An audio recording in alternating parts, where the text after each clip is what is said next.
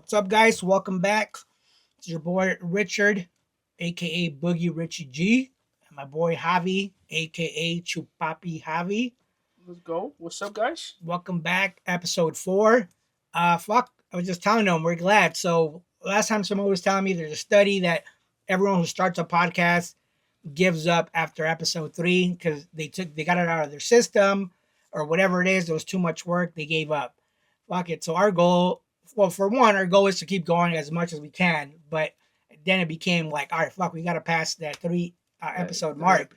So congrats. We did it, dude. All right, episodes. So there's no turning back now. It's all downhill from here. No, just kidding. No, you said, we've been having a blast doing this, and I think every show, I think we'll get better and better. We're learning shit, what we did before, what we could improve, what we can fix. So yeah, man, there was a learning curve. Definitely, we were never social media experts, but we've been having fun. It's been definitely interesting doing this, getting to talk to you guys, inform you guys. So I really appreciate you guys tuning in. It means a lot. For you guys that come in the shop, you guys see me ask you all the time. You might even get annoyed at this point, but I'm constantly asking, have you seen it?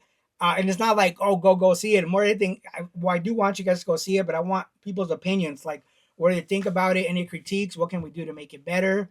The only thing I've really been hearing is that they're way too long. And I get that, and we will try to keep it short, but at the same time, the FOC file kind of dictates how long it goes, or we start going on tangent talking about something. But besides that, it is what it is. And that's one of the reasons why we put the timestamps to make it easy on you guys, in case you guys don't want to hear us talk about India or whatever. At the end of the day, nobody's obligating anyone to watch it, but hopefully you guys stick around because we do have a great time, fun. Hopefully you learn something new. But yeah, man, we've been having a blast, And only the cool kids stayed to the whole thing. Only the cool kids stayed till the end. Yeah. Did you see my post? Big shout out to Big Matt on IG. He found the Easter egg from episode 2. I saw that. And I meant to do one for episode 3, but I forgot. Because that one came naturally to me when we were talking about it. But maybe we'll do something like that for this one. So it was cool. He came in and I told him, all right, well, you have to go. It's somewhere here. You have to find the Easter egg. So he found it. And I had this badass Poison Ivy sketch that a COA. I forget what Argus it was. But it was dope. It was like 11 by 17. So he won that. So he was fucking excited, dude. Oh, yeah. So yeah, man, like tune in, pay attention. Whenever I mention the Easter egg, come check it out. And then, you'll win some cool shit. Like I said, we're all about giving back, hooking you guys up. We appreciate you guys taking the time. Make sure you subscribe, you hit the notification bell, and like and comment. The comments, I know it's a big deal when you guys start commenting because it does kind of push us. Like, no one's really going to find our video right now unless they're looking for us, right? And it has a shelf life, right? It has an expiration date. It's really only good for that weekend for FOC. But the fact that we're sitting around talking shit, hopefully people will or watch it whenever because we're having fun. But the goal is to eventually start creating some evergreen content stuff that you can watch at any time. But for now, like I said, check it out. Make sure you comment, like it, and let us know what you guys think. Yeah, we're just having fun with it. But yeah, man. Today's a good FOC. This week is cool. Yeah, no, there's a lot of good stuff on this one. I was going through it. There's a lot of cool number ones, a lot of cool stuff that'll lead to other conversations. But yeah, I'm excited about this one. Last week, it was kind of tame. Last week was kind of tame, yeah. And it didn't help that we're already, because of Halloween, we couldn't do it till Saturday. So when we shot it, it was kind of rushed because we wanted to get it out there. So I'm happy with it. But I didn't leave, the first 2 when I was on cloud 9, But I have a feeling this one we will. Yeah, this was dope. Yeah, man, let's go ahead and get started. Let's see. Starting off with DC, guys. And I haven't had a chance to make that video yet, but we explained it in episode 2, I think, a brief rundown on how to order through Comic Hub, how to set up an account. I've been meaning to make that video. That way I could direct you guys to it if you don't know. But either way, if you don't have a Comic Hub account, but if you're watching us, if you see something in the video, take a photo, DM us on IG. And, I'll help you out that way, or I could, show you how to set up an account. But it's fairly easy. Yeah. But we'll shoot that video hopefully soon. But yeah, continuing on. So we're doing DC first. Here we have Absolute Batman 15, new story arc, and, first appearance of the Joker, which this Joker just looks fucking insane. Like, what kind of... That's a menace. Yeah, he's like some kind of fucking creature. Who knows what happened to him if he fell into that fucking toxin bath or whatever. But holy shit! But also a good thing about this one, it's fucking Scott Snyder and Jock reuniting. So man, Scott Snyder for me is probably one of the best Batman writers. Batman the New 52 was great. Dark Knight's Metal, Dark Knight's Death Metal, the whole Black Mirror series from Detective Comics was fucking great. I love anything Scott Snyder does, man. So I'm really excited about this, especially that he's taking on the Joker. That's gonna be I think dope. it's gonna be fucking dope, man. Yeah, I can't wait for that. So it's a cool looking cover, and it also looks like a fucking trade, like a card, right?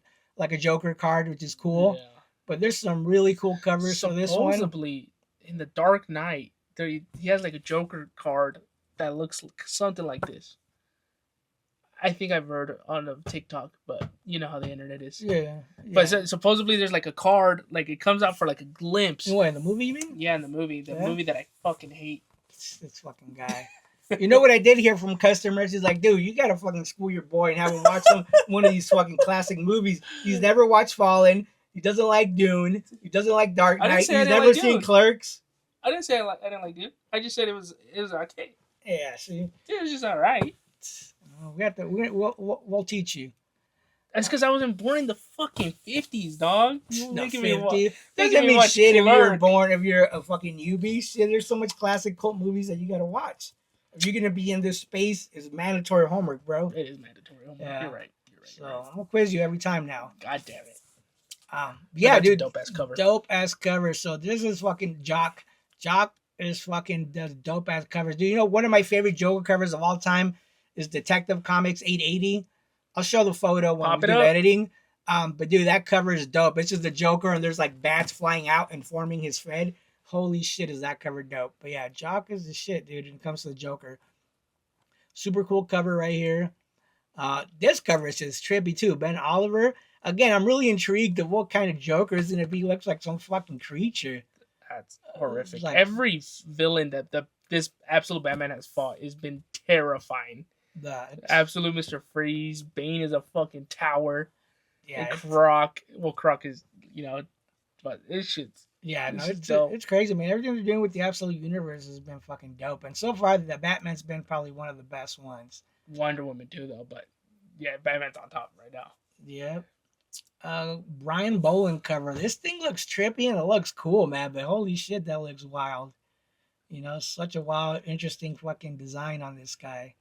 Yeah, I'm really interested to see how they're gonna write Joker, man. I'm sure I'm gonna love it. Scott Snyder hasn't let me down yet. He's one of the coolest guys, awesome writer, and one of the nicest guys, dude. I got a chance to meet him and Greg Capullo a couple years ago. Had a chance to talk to him for like 30 minutes. One of the fucking nicest guys ever. And I was so glad, they say don't meet your heroes. And I was like, oh, what if he's a dick? But nah, dude, one of the nicest guys. Like, we geeked over talking about Stephen King and just books in general. And holy shit, man. He gave me the time of day. It was fucking dope, man. That's dope. I met him that day in Greg Capullo. We were having dinner at some Mexican restaurant. And even with Greg Capullo, we hung out, talked for a while, dude. I got to have a beer with Greg Capullo. That was fucking dope, dude. Yeah. Yeah, Greg Capullo's the shit too, man. That duo, like, I want to see more of them, But yeah, awesome covers. Here we have the 1 in 25 Absolute Batman 15. Stanford Green. No. That looks like a trippy ass cover too, man. Like I said, this Joker looks fucking insane. And for the people who don't know, Joker is the rich person in this universe. Yep. Well, if you don't already know, like, what the fuck what are you guys doing that you're not reading Absolute Batman? But yeah, said Bruce is the broke guy. Joker is the fucking billionaire. That's the beauty about this series, man. It's just different takes. Yeah, he's not rich. His dad's the only one that died, just a cool take on it, But holy shit. But yeah, it's a cool cover. We have the 1 in 50. That's the, 1 in 50 foil. Is it foil? Or it's probably going to be a virgin then. Yeah. But that's another cool cover. Jock. I think that's it for the Absolute 15. A couple other books here. Like I said, we'll stop when I think there's something of highlight that we should go over. If not, you guys will see the covers. Action Comics. Aquaman 12. Yeah, but it's Aquaman 12. It's a DCKO tie-in. Yep. So you got to pick those up if you want to know everything that's going on with DCKO, which so far DCKO is fucking dope. Which is a must. So you guys have to pick up DCKO. Any tie-in. Yep. You have to if you want to really know what's going on. Batman #1 is on the third printing right here. And you just brought it up. Yeah, like they did this third printing cover B, and it is a homage to Absolute Batman. That's fire. Yeah, so super cool cover. #4, Jorge Jimenez. I will say though, I believe issue 4 has the first appearance of Minotaur, which is a new character, probably a villain, but they will be. So here he is, first cover appearance and first appearance on the book. So cover A's are always the good ones to grab if it's a key, but in this one you get the first full appearance of Minotaur. So that might be a good one to pick up, because you have the first full appearance and first cover appearance. Julian Tedesco cover. That one's pretty cool as well. You got some cool covers for this stuff. Then just your regular covers. Bill, yeah. This is Batman and Robin. I'm just bringing it up because it's a cool looking cover, dude. I just thought it was dope. Like he's fucking designing the little dolls and stuff. I have been following this one. It has been a really good story. I've enjoyed it. Philip Kennedy Johnson's writing it. So cool story there. But moving on, a bunch of other stuff. You guys will see it on the screen. Stuff. Yeah, nothing too crazy to highlight. Stuff that's already ongoing and been going on for a while. Yeah. We're just gonna highlight either cool covers, keys, first appearances, or #1s. Birds of Prey got some legs, huh? 28 issues. Yeah, Birds of Prey. Yeah, there's a lot of people that like the whole fucking the trio right there. We got some cool compacts here. So they're doing the Batman Gotham by Gaslight, which is, and I know this was on FOC last week. Yep. But cool, Batman's take on Jack the Ripper. Super cool one. Now this one is a new one for this week. Sean Murphy's White Knight, which, dude, like if you guys haven't read this series, I highly, highly recommend it. It's another one. It's an Elseworld story, but yeah, the art is amazing. But Sean Murphy is just a great, great writer. And they did Batman White Knight. They did Batman White Knight Harley Quinn. They did one for Red Hood. It's just really cool stories, 12-issue series, but highly, highly recommend you guys pick those up. And for $10, you can't go wrong, Yeah, those compacts are dope, dude. Yeah, dude. Like I said, you can put them in your pocket, travel with it when you're in a shitter, whatever it is. Just super lightweight. Shitter. Yeah, fucking do some of your reading in the shitter if you must. Just wipe your hands before, DCKO Night Fight #2. So Night Fight came out this week, #1, and holy shit was it good. I know you didn't get a chance to read it. Don't say anything. Dude, I was eager to read it. It's such a cool story, no spoilers or anything, but yeah. But man. Batman dies. No, just kidding. I haven't even read it. Well, what you saw in DCKO #1, he gets stabbed, Yeah. So the premise after that, he has set up some safeguards in place that then takes them to fucking where this issue takes place.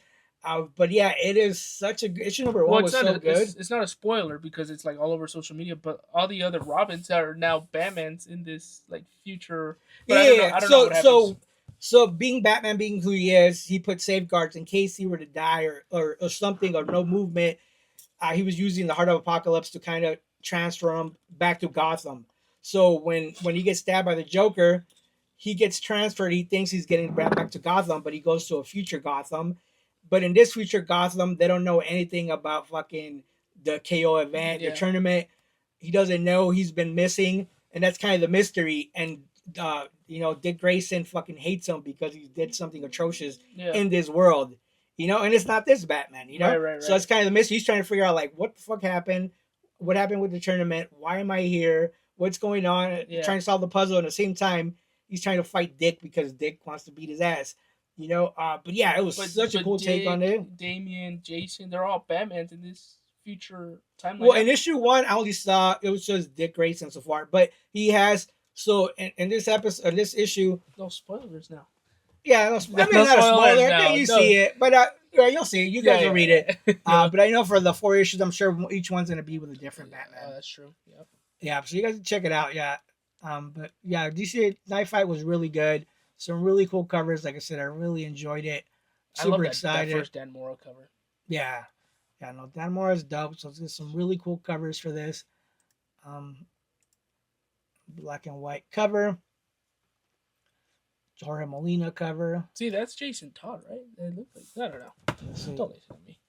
That looks like his helmet. Yeah, probably. Yeah, so maybe this issue will be all by Jason Todd. Let me go back. So moving on. So now some of the tie-ins. So this is DCKO Superman versus Captain Atom. These are all one-shots. There's like 4 different one-shots that are going to come out, I believe. So Superman, Wonder Woman, Harley Quinn. I forget the fourth one. But these are one shots. So here we have Superman versus the Atom. Cool cover. I was gonna say it almost looked like an Allred cover, like Mike Allred, but maybe because of this character. Um, but cool covers. This is a Yang cover. Yeah, John Yang. I don't love this cover, but I usually love his style. You know, he's a really good artist. I think I picked that one out. But yeah, so Superman versus Captain Atom, one shot. Again, excited to read that one. Then we have Wonder Woman versus Lobo, which this one seems like it's gonna be super fun. Yeah, you know, and this is the Horror Corona cover, another cool cover here. This is an awesome Dan Panosian cover. That shit is pretty sick. Knowing the person I am, what cover do you think I picked? Probably this one, the Dan Panosian cover. Yep. She looks too good. You have Joel Jones cover. That was a pretty cool concept as well. Elizabeth Tort cover. That was dope too. Yep. And then literally Jason Momoa. Eddie Barrows. Yeah, dude. Yeah, the fact that he's gonna play Lobo, I'm so excited for that. Yeah, Jason Momoa is a G. That guy's fucking dope. Yeah, so those are all the DCKR Wonder Woman versus Lobo one shots. Again, there's gonna be about 4 one shots for this series for DCKO tie-ins. So make sure you're picking them up and reading them. You know, Jason Momoa touched my girlfriend one time. Whoa! What do you mean? What do you mean? I gotta hear more about this story. No, we were on our flight to Hawaii, and we hear the comms, come on, and dude, it's Jason Momoa, but he was doing like a girl voice, and I looked at my girlfriend, and then this was like the peak of Aquaman, and I was like, and I thought it was just like a recording they had for Hawaii, and he's like Samoan or whatever the fuck. And the next thing you know, he's dressed as the fucking flight attendant, but with like the girl skirts and everything, and he's like passing out waters. And then like he just touches my girlfriend's head, and I was like, I was gonna fight his ass. Dude. Yeah, right. He was gonna fight his ass. What are you gonna do? He'll fucking put you in your place. That's dope though. That's dope. Yeah, he's fucking sweet. Yeah, no, he seems like a really cool guy. Back to the topic at hand. I gotta highlight these. They do a lot of these facsimile editions. So this is Detective Comics 66. Most of us won't own the original ones because they're super pricey. But here we have the first appearance of Two-Face, the Golden Age Detective Comics. So again, if we can't own the original, at least get the facsimile reprint edition. Right. So that's the original cover. But I do like this cover, especially because it looks like Batman the Animated Series, you know? Yeah. It looks like such a dope cover. So yeah, it's a dope cover right there. Those are the reprints. We'll be moving on. Bunch of other stuff coming out, and nothing of note.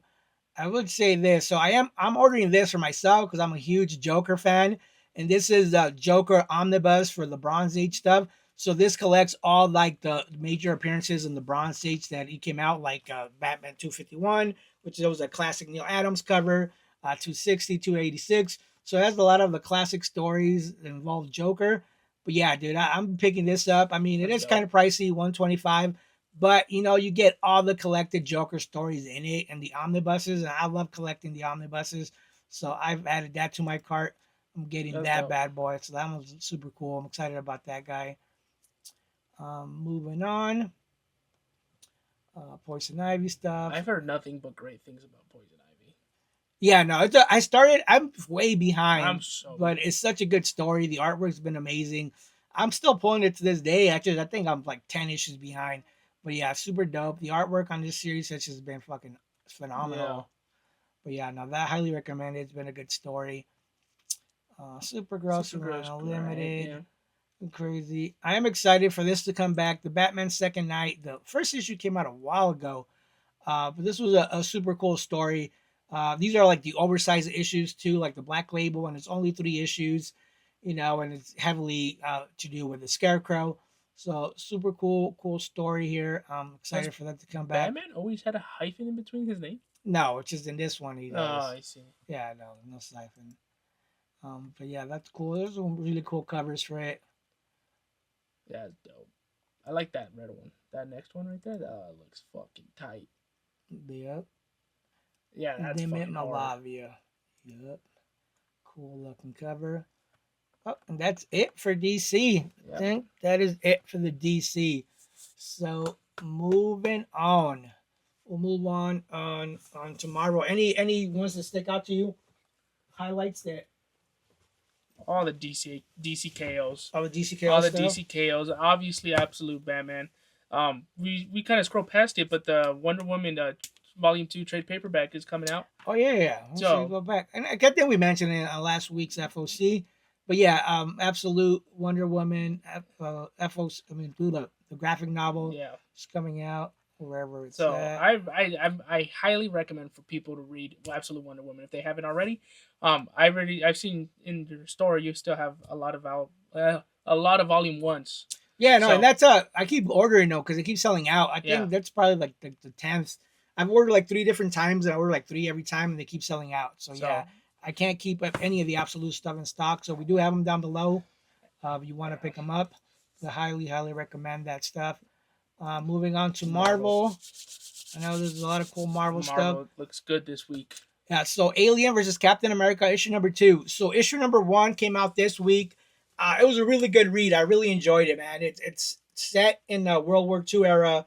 Red Skull fucking finds Semoforbs and then fucking uses them as a weapon to go against, Captain America and the Howling Commandos. So, I did not know it was set in World War II. That's fire. Yeah, so it's such a cool premise, cool story. I really enjoyed issue number 1. So I'm going to add this to my poll because that thing is super dope.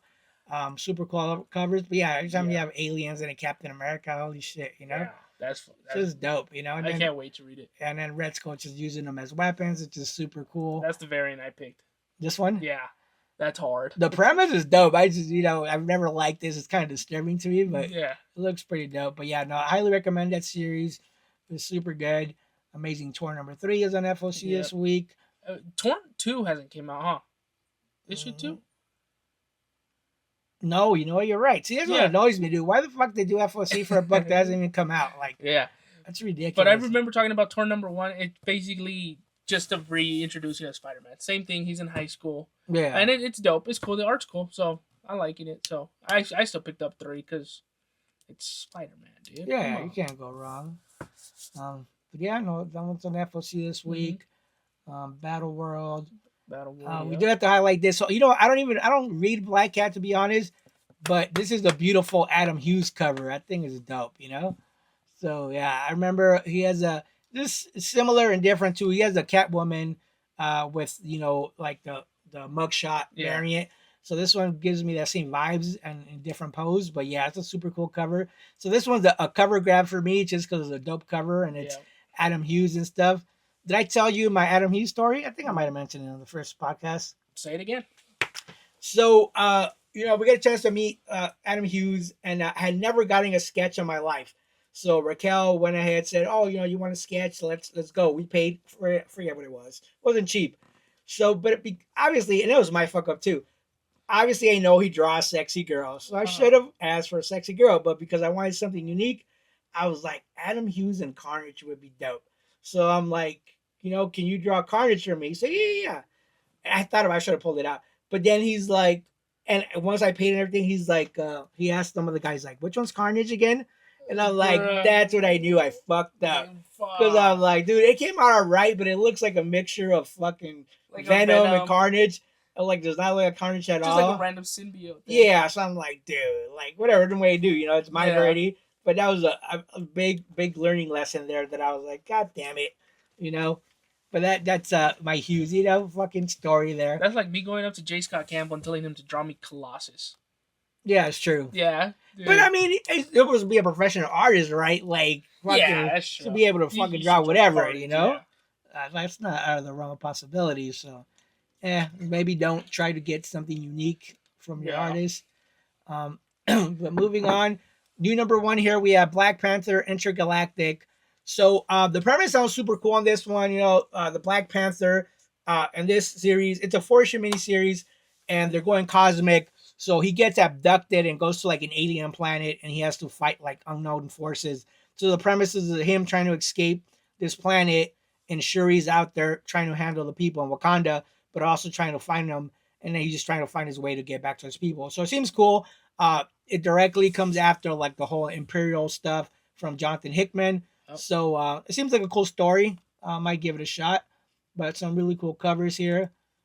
This one's got the whole African art vibe going to it. That's cool. That's cool. That's cool. This one, Greg Land, don't love it. This one looks pretty cool though. The Isa Pulse is that variant. I don't even know how to pronounce his name, but that one looks pretty fucking dope though. That one looks hard. But yeah, new number 1, only 4-issue miniseries. This looks funny. It was like, come on, are you gonna go skiing? Damn, my boy's kind of cheaped up though. Yep, right. He's giving Captain America a run for his money, dude. For real. But yeah, and then, dude, it just pissed me off again. Daredevil Punisher. It was on FOC, the first FOC we did. Yeah. And it hasn't come out yet. It might, it's not even this week, dude. It might be next week then. That pisses me off. I have to do FOC for issue 2 when I don't even know how issue 1 did. How do I know to gauge if it did great, if I got to order more, you know? Which I still recommend people to order it because you can't go wrong with Daredevil. Yeah, Punisher. You can't go wrong with Daredevil Punisher. You can't go wrong. It'll be fun. I'm sure it's gonna be fun, and it's only a miniseries. Yeah, I'm sure. So this cover is dope, dude. I definitely added this. That's that's the one I picked up. Yep. Yeah, it's just a dope cover. Who drew this one? Tomasi Bianchi. Yeah, that's a dope cover there. I chose that. That's added on my poll. This is a cool looking cover too. Nullified variants, so they're doing a lot more of these. Nullified variants are cool.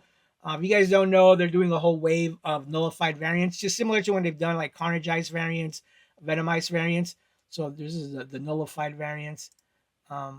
Another cool cover. The Stormbreaker covers, for some reason, I never like them, dude. The artwork that they choose, I was like, you know. Yeah, I don't know. To me, they look plain. Covers this Mark Bagley. Yeah, Mark Bagley is one of the fucking OG artists, you know, so dope looking cover. Looks OG. Like, it looks like super old school. Yeah, so a lot of cool covers for Daredevil Punisher number 2. So, yeah, super excited for that one. I said I'm a massive Punisher fan, and I like Daredevil a lot, so I can't wait to read that one. I did want to highlight this, though. So, again, DC's got the DC Compacts for $10, you know, great stories in their pocket size. So, Marvel is doing similar thing, but these are $15, but they're slightly bigger. But same thing, they're retelling classic stories. So I wanted to highlight this one because it is a great story. So Tom King wrote this story, and it was such a good story, man. You know, my problem with Tom King, he's such a fucking awesome writer.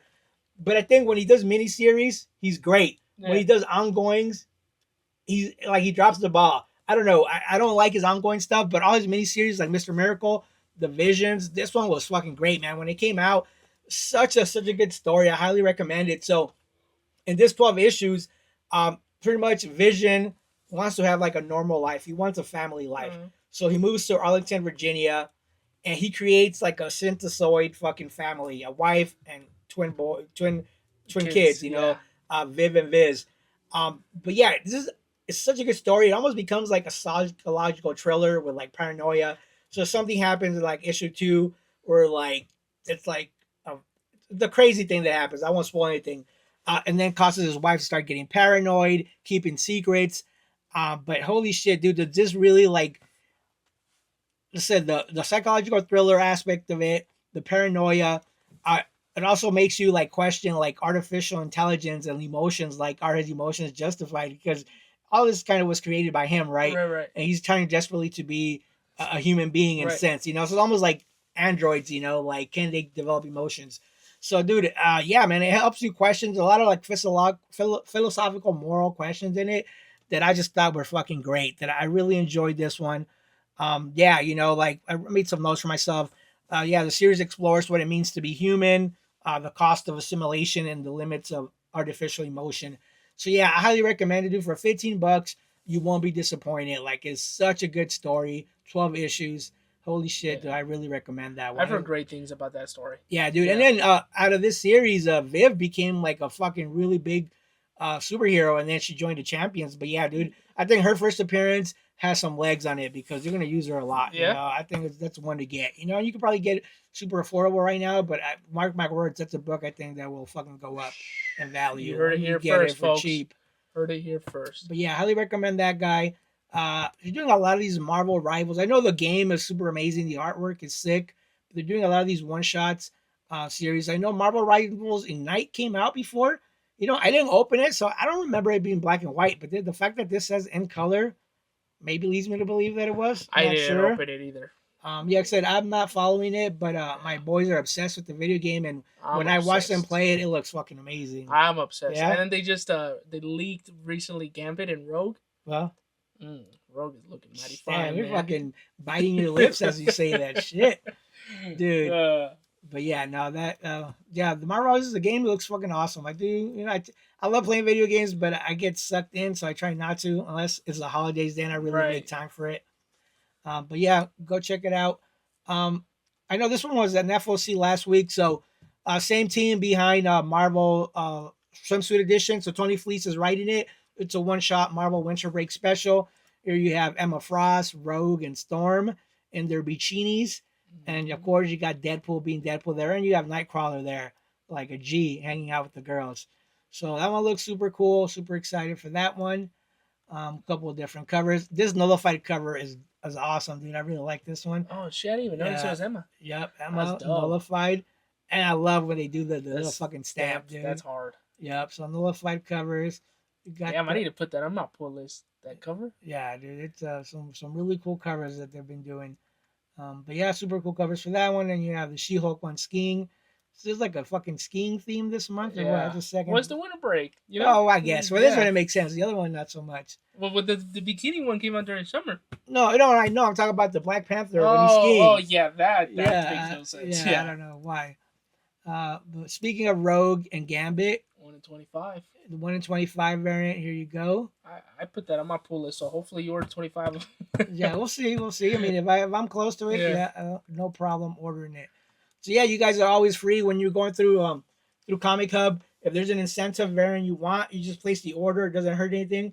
I'll either tell you I'll either approve it or deny it. If I know I'm not gonna have the numbers, because for those of you guys who don't know what an incentive variant is, 1 in 25 variant means I have to order 25 copies of the regular cover or the other covers to get that one. So it's more of a collectible, because it's rare, less copies out there. If it's a 1 in 100, you have to order 100 copies to get that one. So if I'm close to it, I might beef on my numbers to get it if I have a customer for it.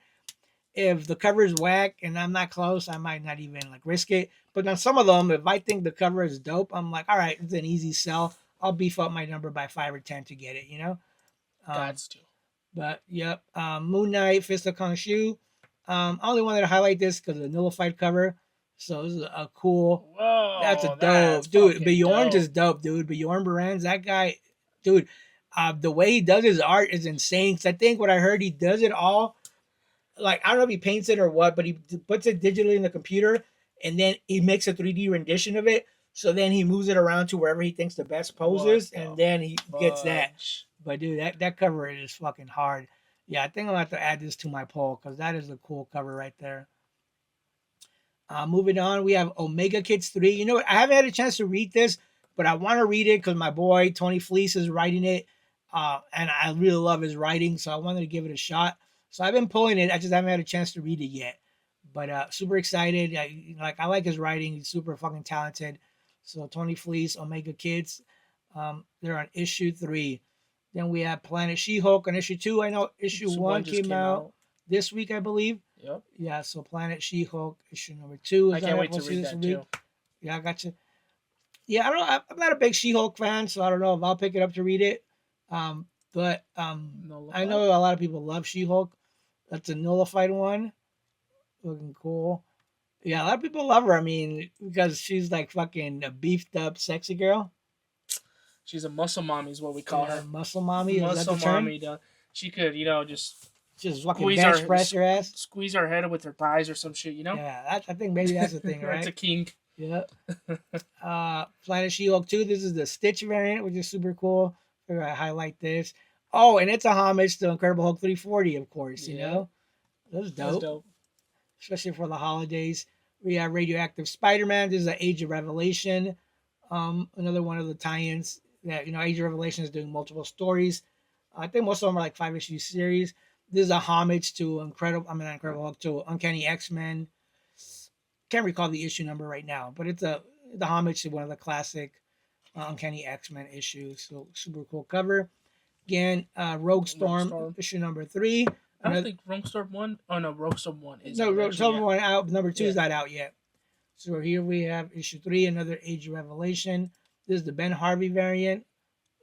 Cool looking cover right there. Yeah, it's a dope cover there. But yeah, some cool Age of Revelation covers and stuff. Books. Spider-Man Wolverine trade paperback. Star Wars Jedi Knights. So I won't spend too much time on some of these. You'll see the covers and stuff here. The graphic novel though for the Thing is coming out. So I know issue the series already wrapped up. It was a 5-issue series. So yeah, it pays to follow us, man. Make sure you guys give us a follow on Instagram or Facebook or on any social media platform. The cool thing we did for this one, we were offering all 5 issues at cover price, signed by Tony Fleece.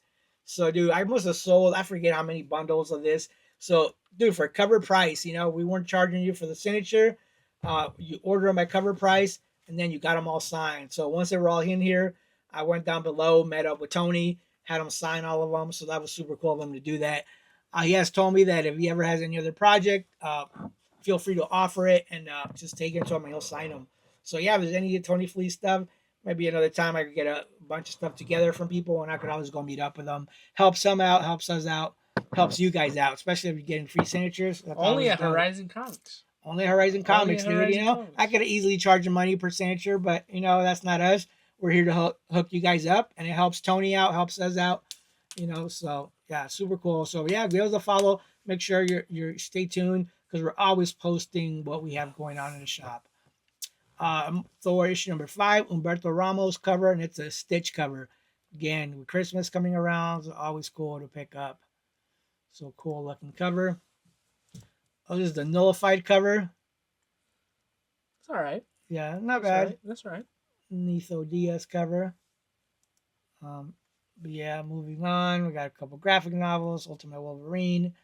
Won't spend too much time on these because you'll see the covers here. It's been a minute since X-Men released, I think. Has it? I think so. I haven't seen X-Men in a minute. X-Men 23, all the different covers. X-Men Book of Revelation, issue 3. It's on FOC this week. Again, another one for Age of Revelation. Here. Epic Collection. And yeah, that is it. X-Men Apocalypse. Check this out. My ball knowledge is growing. X-Men Apocalypse number 2. That's a homage to Andy Kubert's X-Men. God damn it, I forgot the number. 81 with Rogue. Kissing Gambit? Yeah. No, it's X-Men 24. Fuck! Yeah, God damn it. I was close. Yeah, by like fucking 50. Yeah. Don't worry, we'll teach you. But yeah, no, that's a classic cover. And that specifically, it's just a key because of the cover alone, I just got that signed. Did you? That's cool. Yeah, LA Comic Con. That's dope. Yeah. Yeah, dude. Anytime you get something signed that means a lot to you is always cool. And you know what?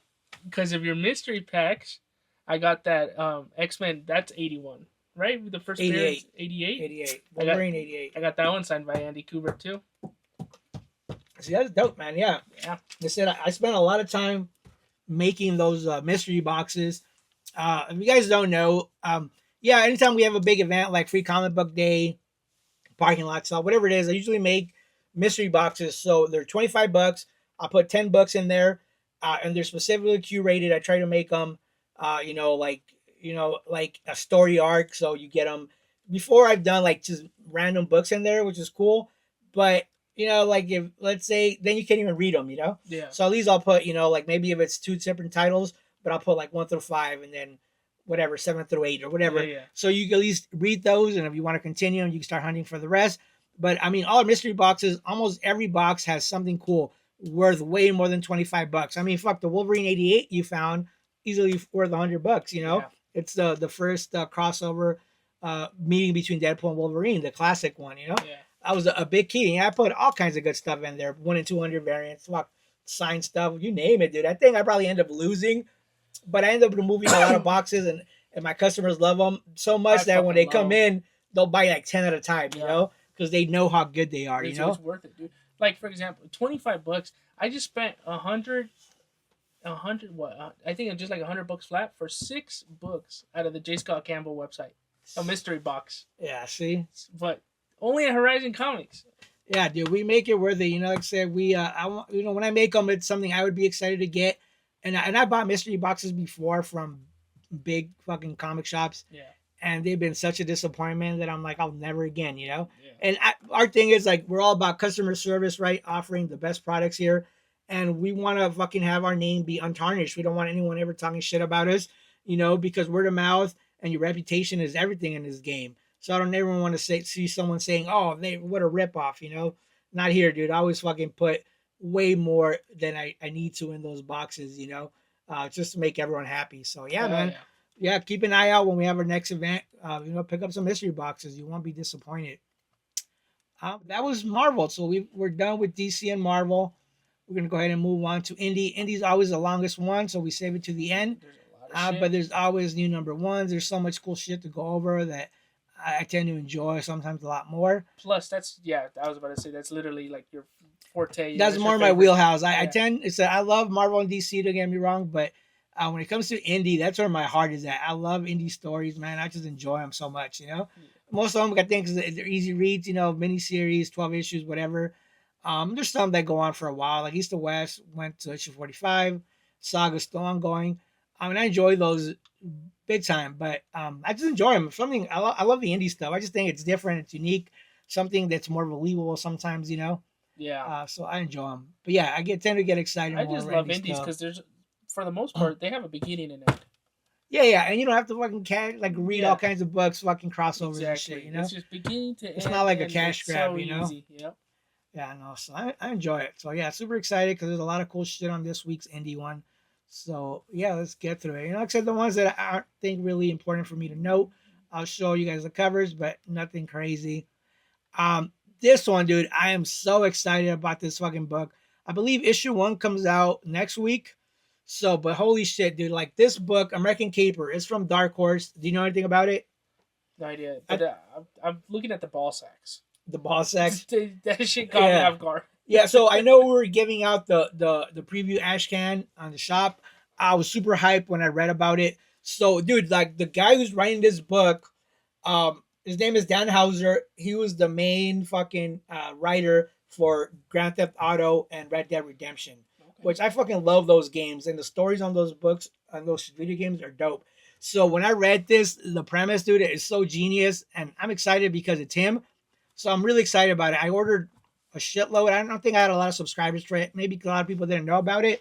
But, dude, such a cool thing. And I made myself some notes. I remember reading it, and I was so excited to read the rest of it. But yeah, some really cool stuff on this one. So it says darkly satirical crime fiction comic that dives into the chaos of modern American life through the lens of two dysfunctional families. And yeah, dude, the first issue, I remember there's a guy in his house, and there's some big commotion in the front, and a van crashes, but the van is smuggling illegal immigrants, Hispanics or whatever. Shit. So that alone already was super interesting. But yeah, the stuff from the story that really gets me excited. So there's a Mormon hitman, and there's a gambling addict lawyer caught in a botched real estate deal. There's also a Mexican beauty queen fleeing her past. There's a Wall Street billionaire turned cowboy, it comes out in issue 1, which is a crazy character. There's a vengeful maniac with a score to settle, and 2 escaped convicts in love. But yeah, dude, like I said, issue 1 was so good. It was such a cool, interesting read. But yeah, it gets me excited because it's him, the guy from Grand Theft Auto, Red Dead Redemption. And I guess this really kind of talks about American culture, the American decay of what's going on in our world right now. Fraud and stuff that's happening in the real estate world. And just crazy shit and crazy billionaires. So, dude, the artwork looks amazing. Issue 1 was really good. I was hoping it came in today so I could have read it again and showed you guys. But it didn't. But I think it'll come in tomorrow, but it'll be available next week. But yeah, this one, dude, I highly, highly recommend you guys pick it up.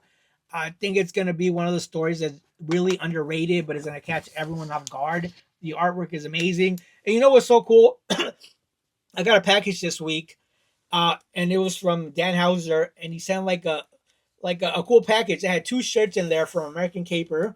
It was dope. It had some posters for the American Caper series. and had some postcards, some free ash cans. So it was cool, man, that he did that. He took his time to send us some free promotional shit. So I was rocking that shirt yesterday. I was like, hell yeah, dude. That's dope. Like, I can't wait to read it, man. But yeah, dude, I highly recommend this series. Like I said, I'm really excited. The artwork looks amazing. It's just super cool, man. Thriller, crime is that thriller. How the artwork looks, or is that just the cover? That's his cover, but the artwork, it is kind of like Similar? gritty and stuff like that. Yeah, dude, the artwork is amazing inside.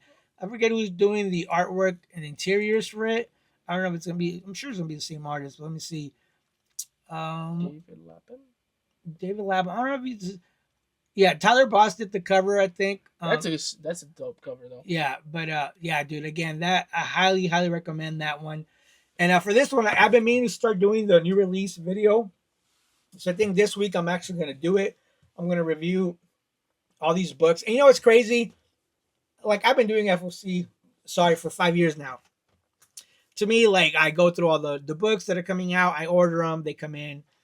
Get excited, but I don't think too much about it.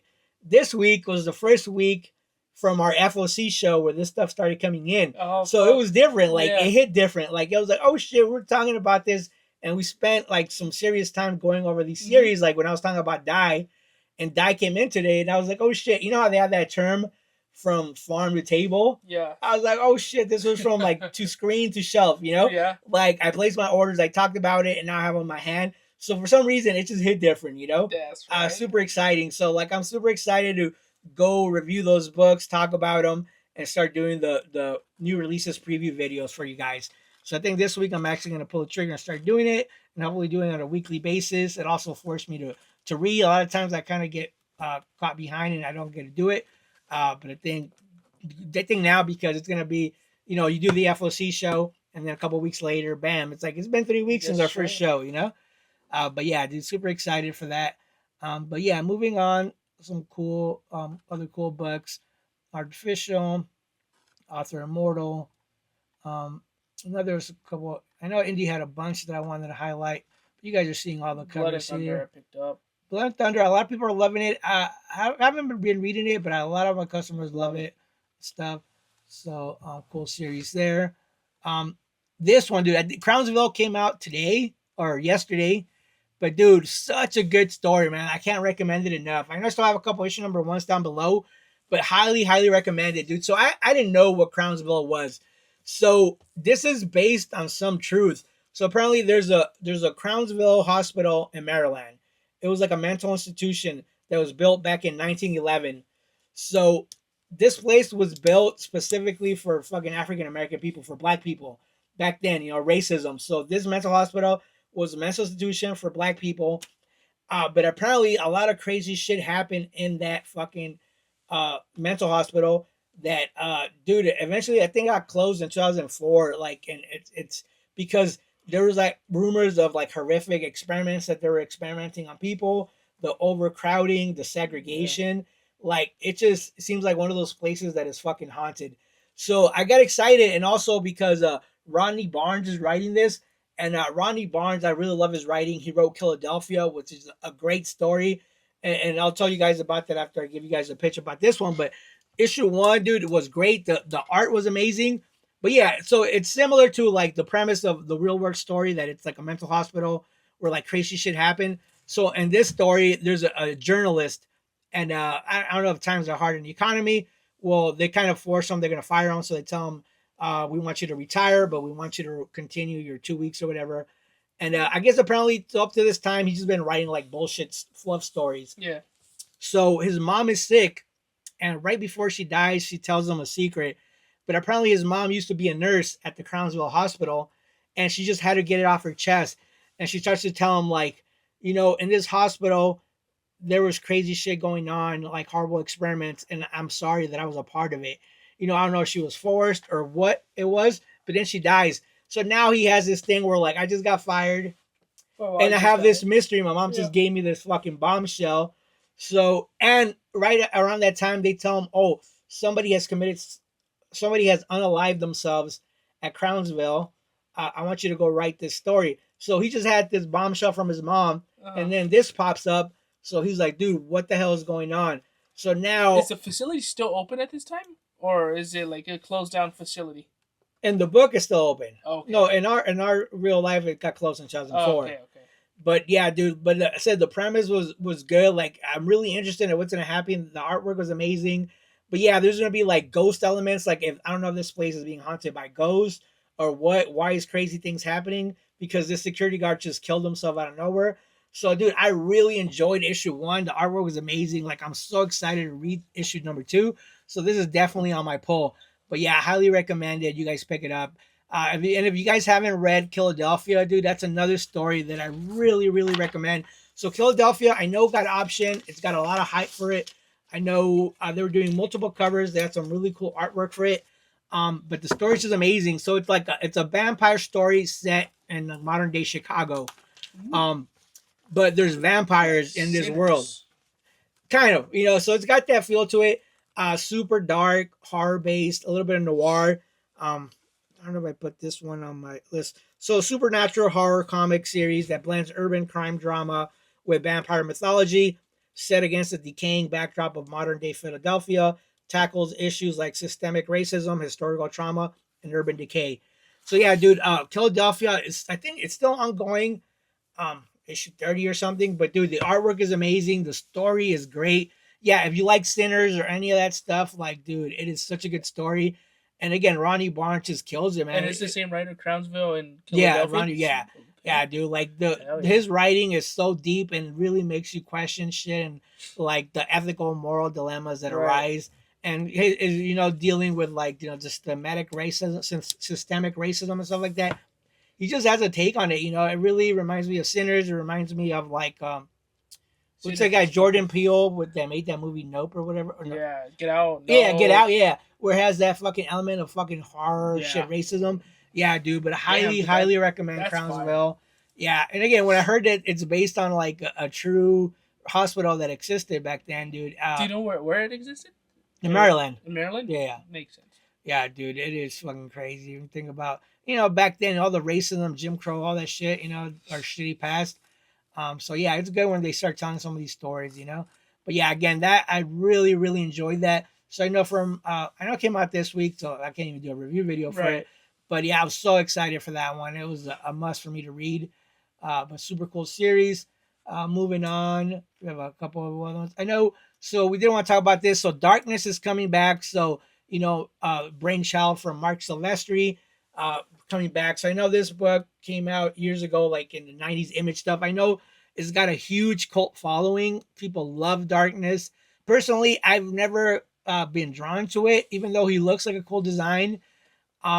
Yeah, like I've never been geared to it. I haven't read any of it. I've heard it's great. Who knows? Maybe I'll give this a shot, but I know I have a lot of customers super excited for this, that it's coming back. It's a big deal because it's been a while and it's Mark Silvestri. Yeah.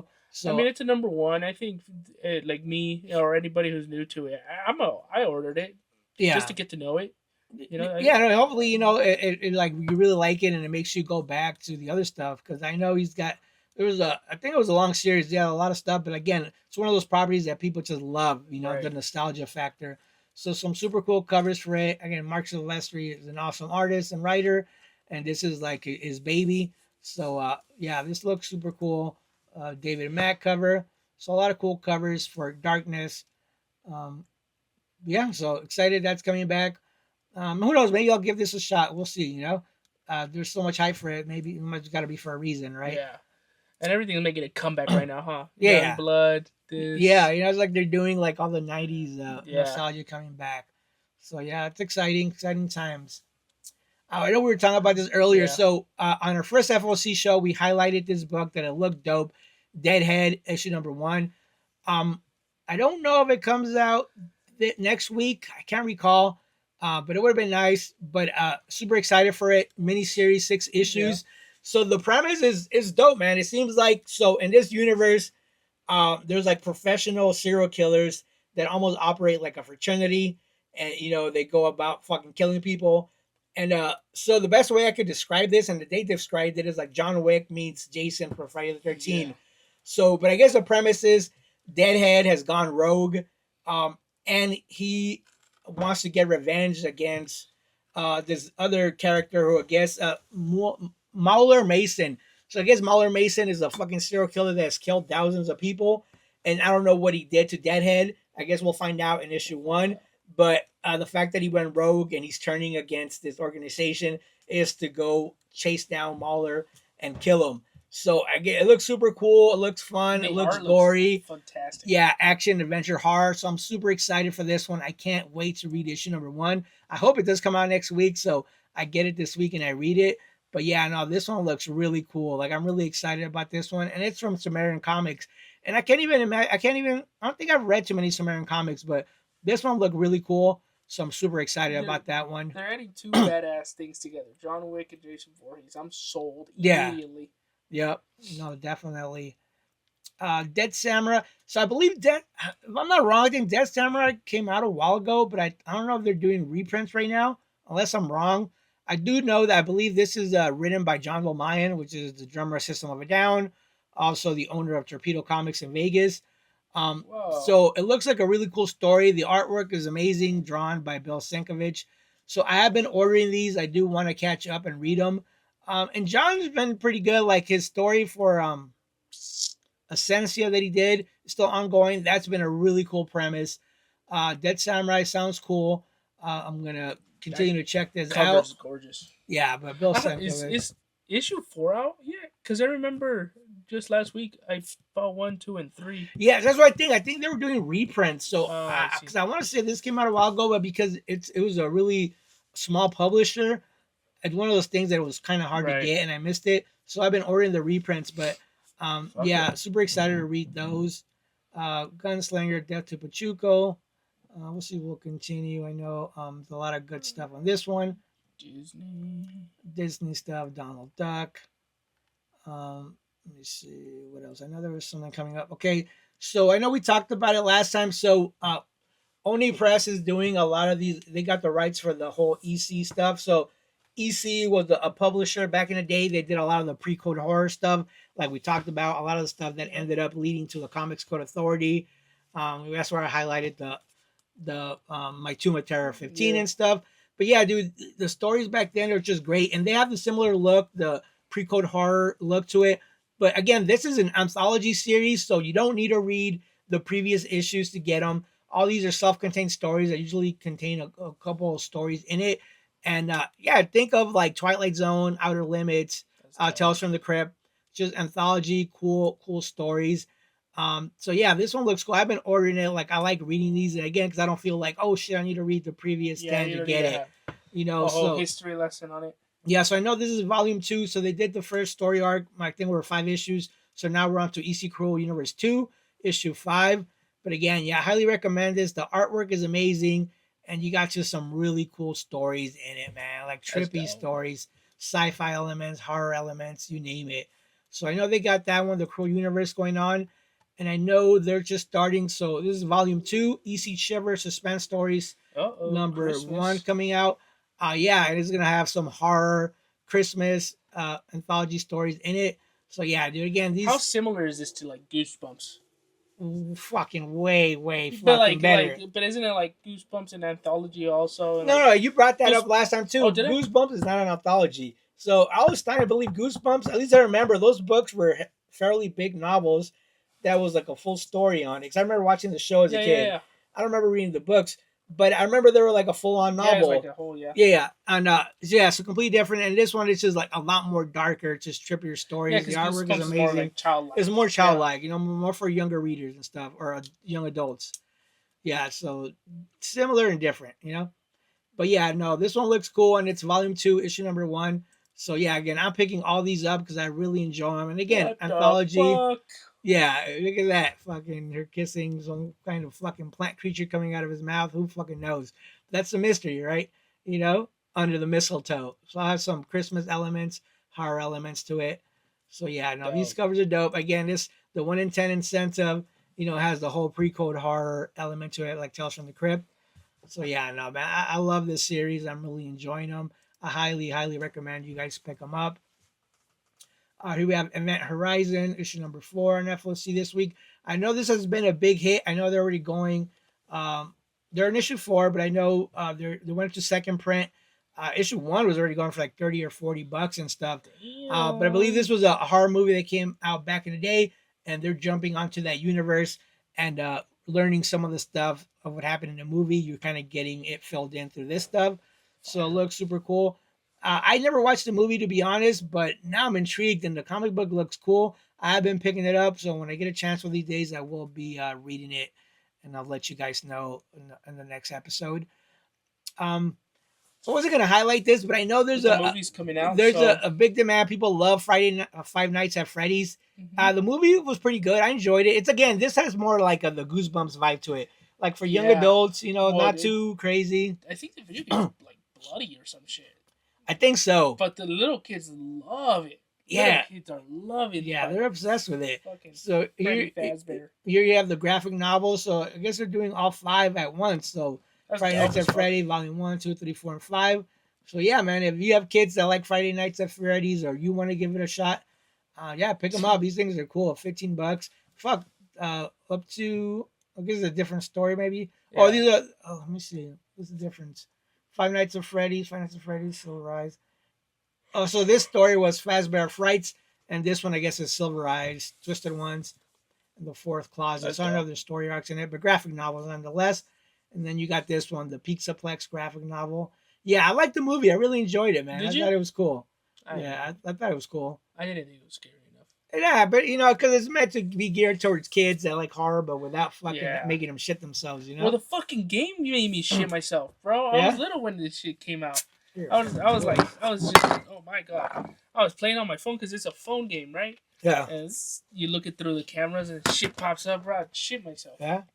Got to change your diaper. It's terrifying, for real. Yeah, that's crazy. Yeah, I know there's a lot of games that do kind of shit like that. That's cool. I mean, you signed up for it, right? You enjoyed it. I didn't want to. I was forced. No, I'm just kidding.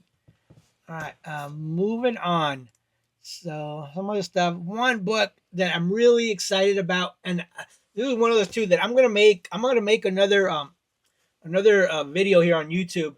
It's gonna be me going over The Future Is, because this is another one that I think is so fucking good that people are sleeping on. For one, it's from a small publisher. So a quick little rundown on this. And I didn't even know about this until I met these guys at Comics Pro. Comics Pro is a convention for anyone in the industry, publishers, distributors, retailers. So, only if you own a shop or if you're in the industry, you get to go to this con. So I went there, and when I was doing the round tables and all the booths, I came across this one, and he was giving me his pitch. Their job is to sell you on their product. Right. So when he's giving me the pitch, right away he had me, we're like fucking that stupid Tom Cruise movie, You Had Me at Hello. Yeah. He had me at cybersecurity. He said cybersecurity meets comic books. Yeah. And you're a little slut for cybersecurity. Yeah, I told you guys before, that's my one thing I regret. I really wish, I used to go to school when I was going to college. I was taking classes in coding and stuff like that. I really love technology and computers, but life happens and I ended up not finishing it. But to this day, I'm constantly like, I wish I would have stuck with it because I love cybersecurity, and technology is the fucking future. I mean, all the shit that happens nowadays, ransomware attacks, people getting hacked, identity theft, all that stuff that has to do with your fucking, cybersecurity, information security, right. All that stuff. So I'm obsessed with it. I really enjoy, being a hacker. Sometimes it's frowned upon, but a hacker is actually not a bad person. Sure, there's black hat hackers, which are like fucking evil pieces of shit who want to see the world burn and extort people for money. Then you got the white hat hackers who want to fucking defend the world and keep people safe, So that's where cybersecurity comes in, ethical hackers and stuff. Well, the premise on this book, so the outfit, the company is called Black Hills InfoSec. So they're a cybersecurity firm in the East Coast. But the guy really helping them out, I guess he used to work for Diamond for years, and he loves comic books. So the stuff that they do, because they work for like Google, for big corporate companies, for the government, all the shit that they do, they have to sign NDA, so they can't talk about this stuff that they do, crazy. So because they're constantly getting paid to like hack their shit to see if there's vulnerabilities. So he said, how can we tell these stories without getting into trouble? So then they decided to start their own comic book company called Rekka, which is hacker backwards, which that is already dope, But their goal is to bring cybersecurity to comics and comics to cybersecurity. So I know they have a 5-year plan. There's going to be 65 issues of this book coming out monthly. and each cover is gonna be by like a big name artist. So like issue 1 was drawn by Jay Lee, and so forth. So they have a lot of the big names in the industry. But holy shit, dude, it is a fucking brilliant. So the name is The Future Is, and there's like 6 asterisks, like your password, when you put your password in. So each issue has pretty much a different title. So under those asterisks, there is a word associated with it.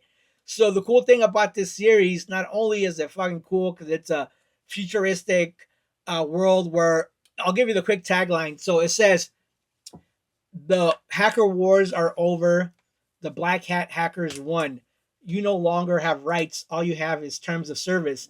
Which terms of service is everything we fucking sign and none of us fucking read when we download an app. If we want to get access to it, terms of service, click, right? You have to do it. So that is like their tagline, which is already genius. But yeah, dude, in this world, like fucking hacking is like an everyday thing. We live in a futuristic world where corporate companies pretty much rule the world, and hacking is a part of this world, and they dominate everything. So there's a small outfit like the Resistance, who it's led by this guy named Wheeler, and their whole goal is to try to fucking release us from this world that we live in, that we are slaves to technology and the evil hackers. So brilliant concept. But the cool thing that what really got me when he gave me the premise, in cybersecurity, there's these things called capture the flags, which I think if you go paintballing, capture the flag is what you do. You capture the flag from the opponent. Well, in hacking, capture the flag is you solving a challenge, hacking some stuff, and then finding a flag. In hacking, usually it's like a string of letters with like these parentheses or whatever. That's the flag. But once you find it, you input it into the system and you solved it and you win prize money or whatever. So it's a common thing in ethical hacking and cybersecurity. So the cool thing that this book does, the goal is to teach you cybersecurity. So in each issue, there's about 8 capture the flag challenges that you have to decipher. So one, somewhere on the cover, there'll be a clue on how to solve this challenge. So for instance, so this is the cover for graphic novel number 1. Yeah. So in the actual comic book, there's like a string of letters here that aren't letters, but there's some kind of fucking font.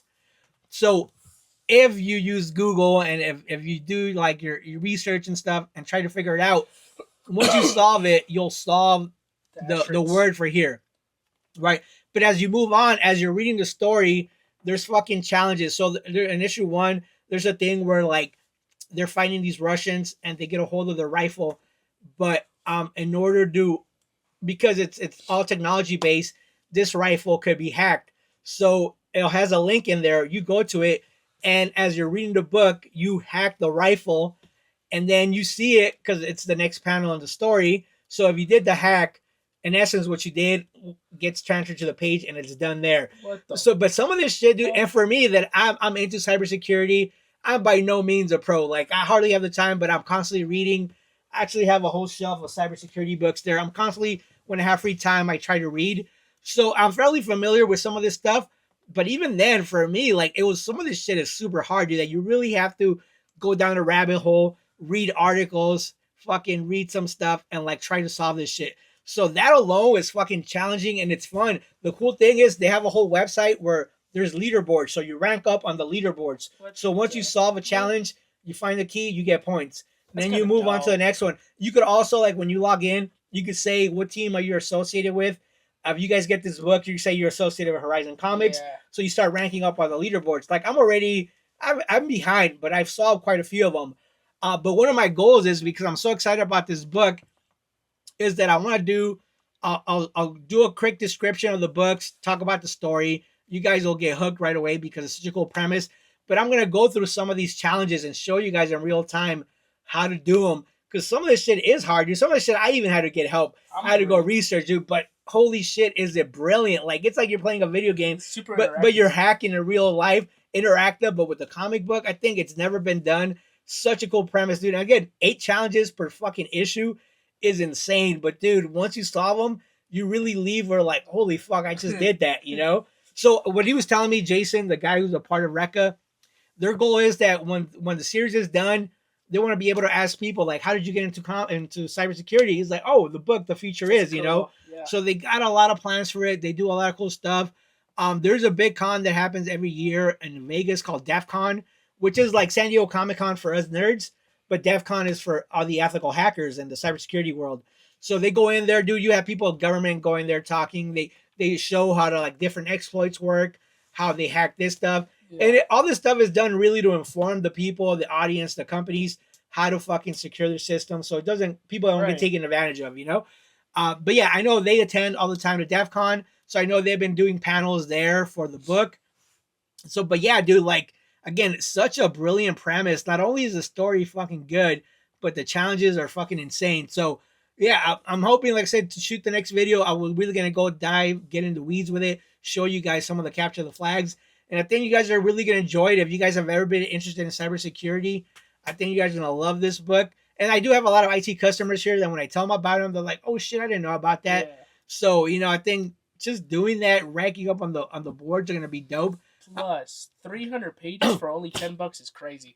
Yeah, that's a cool thing. They're making this super affordable. So I think they're on issue 7 right now. So yeah, for $10, you get all the graphic novel that contains 1 through 5 or whatever it is, which is cool. And then for $10, you can't beat that. So I'm gonna see maybe because a lot of people don't know about it. Besides the people I've been hyping up about it, maybe I'll run some kind of promotion. Say if you order the graphic novel, collecting the first issues, maybe you'll get issue 8 for free or something. Because I think once I talk about it, give you guys the description, and go through some of these challenges, either you're gonna fall in love with it and think it's brilliant, or you're gonna be like, oh, that shit looks too hard. Because don't get me wrong, it is fucking hard. Yeah. But dude, it is in this day and age, dude. I forget. There's a cybersecurity book I read that he says he's like cybersecurity is the most important skill set of the 21st century. And I couldn't agree more, dude. In this day and age, the shit that happens, people getting hacked constantly, dude, it is like if you're not protecting yourself, if you're not prepared for the world that's coming with AI and all that, dude, you're gonna be fucked, dude. That's why I'm so eager. But yeah, that's the graphic novel there. I believe issue 8 shows up downward below.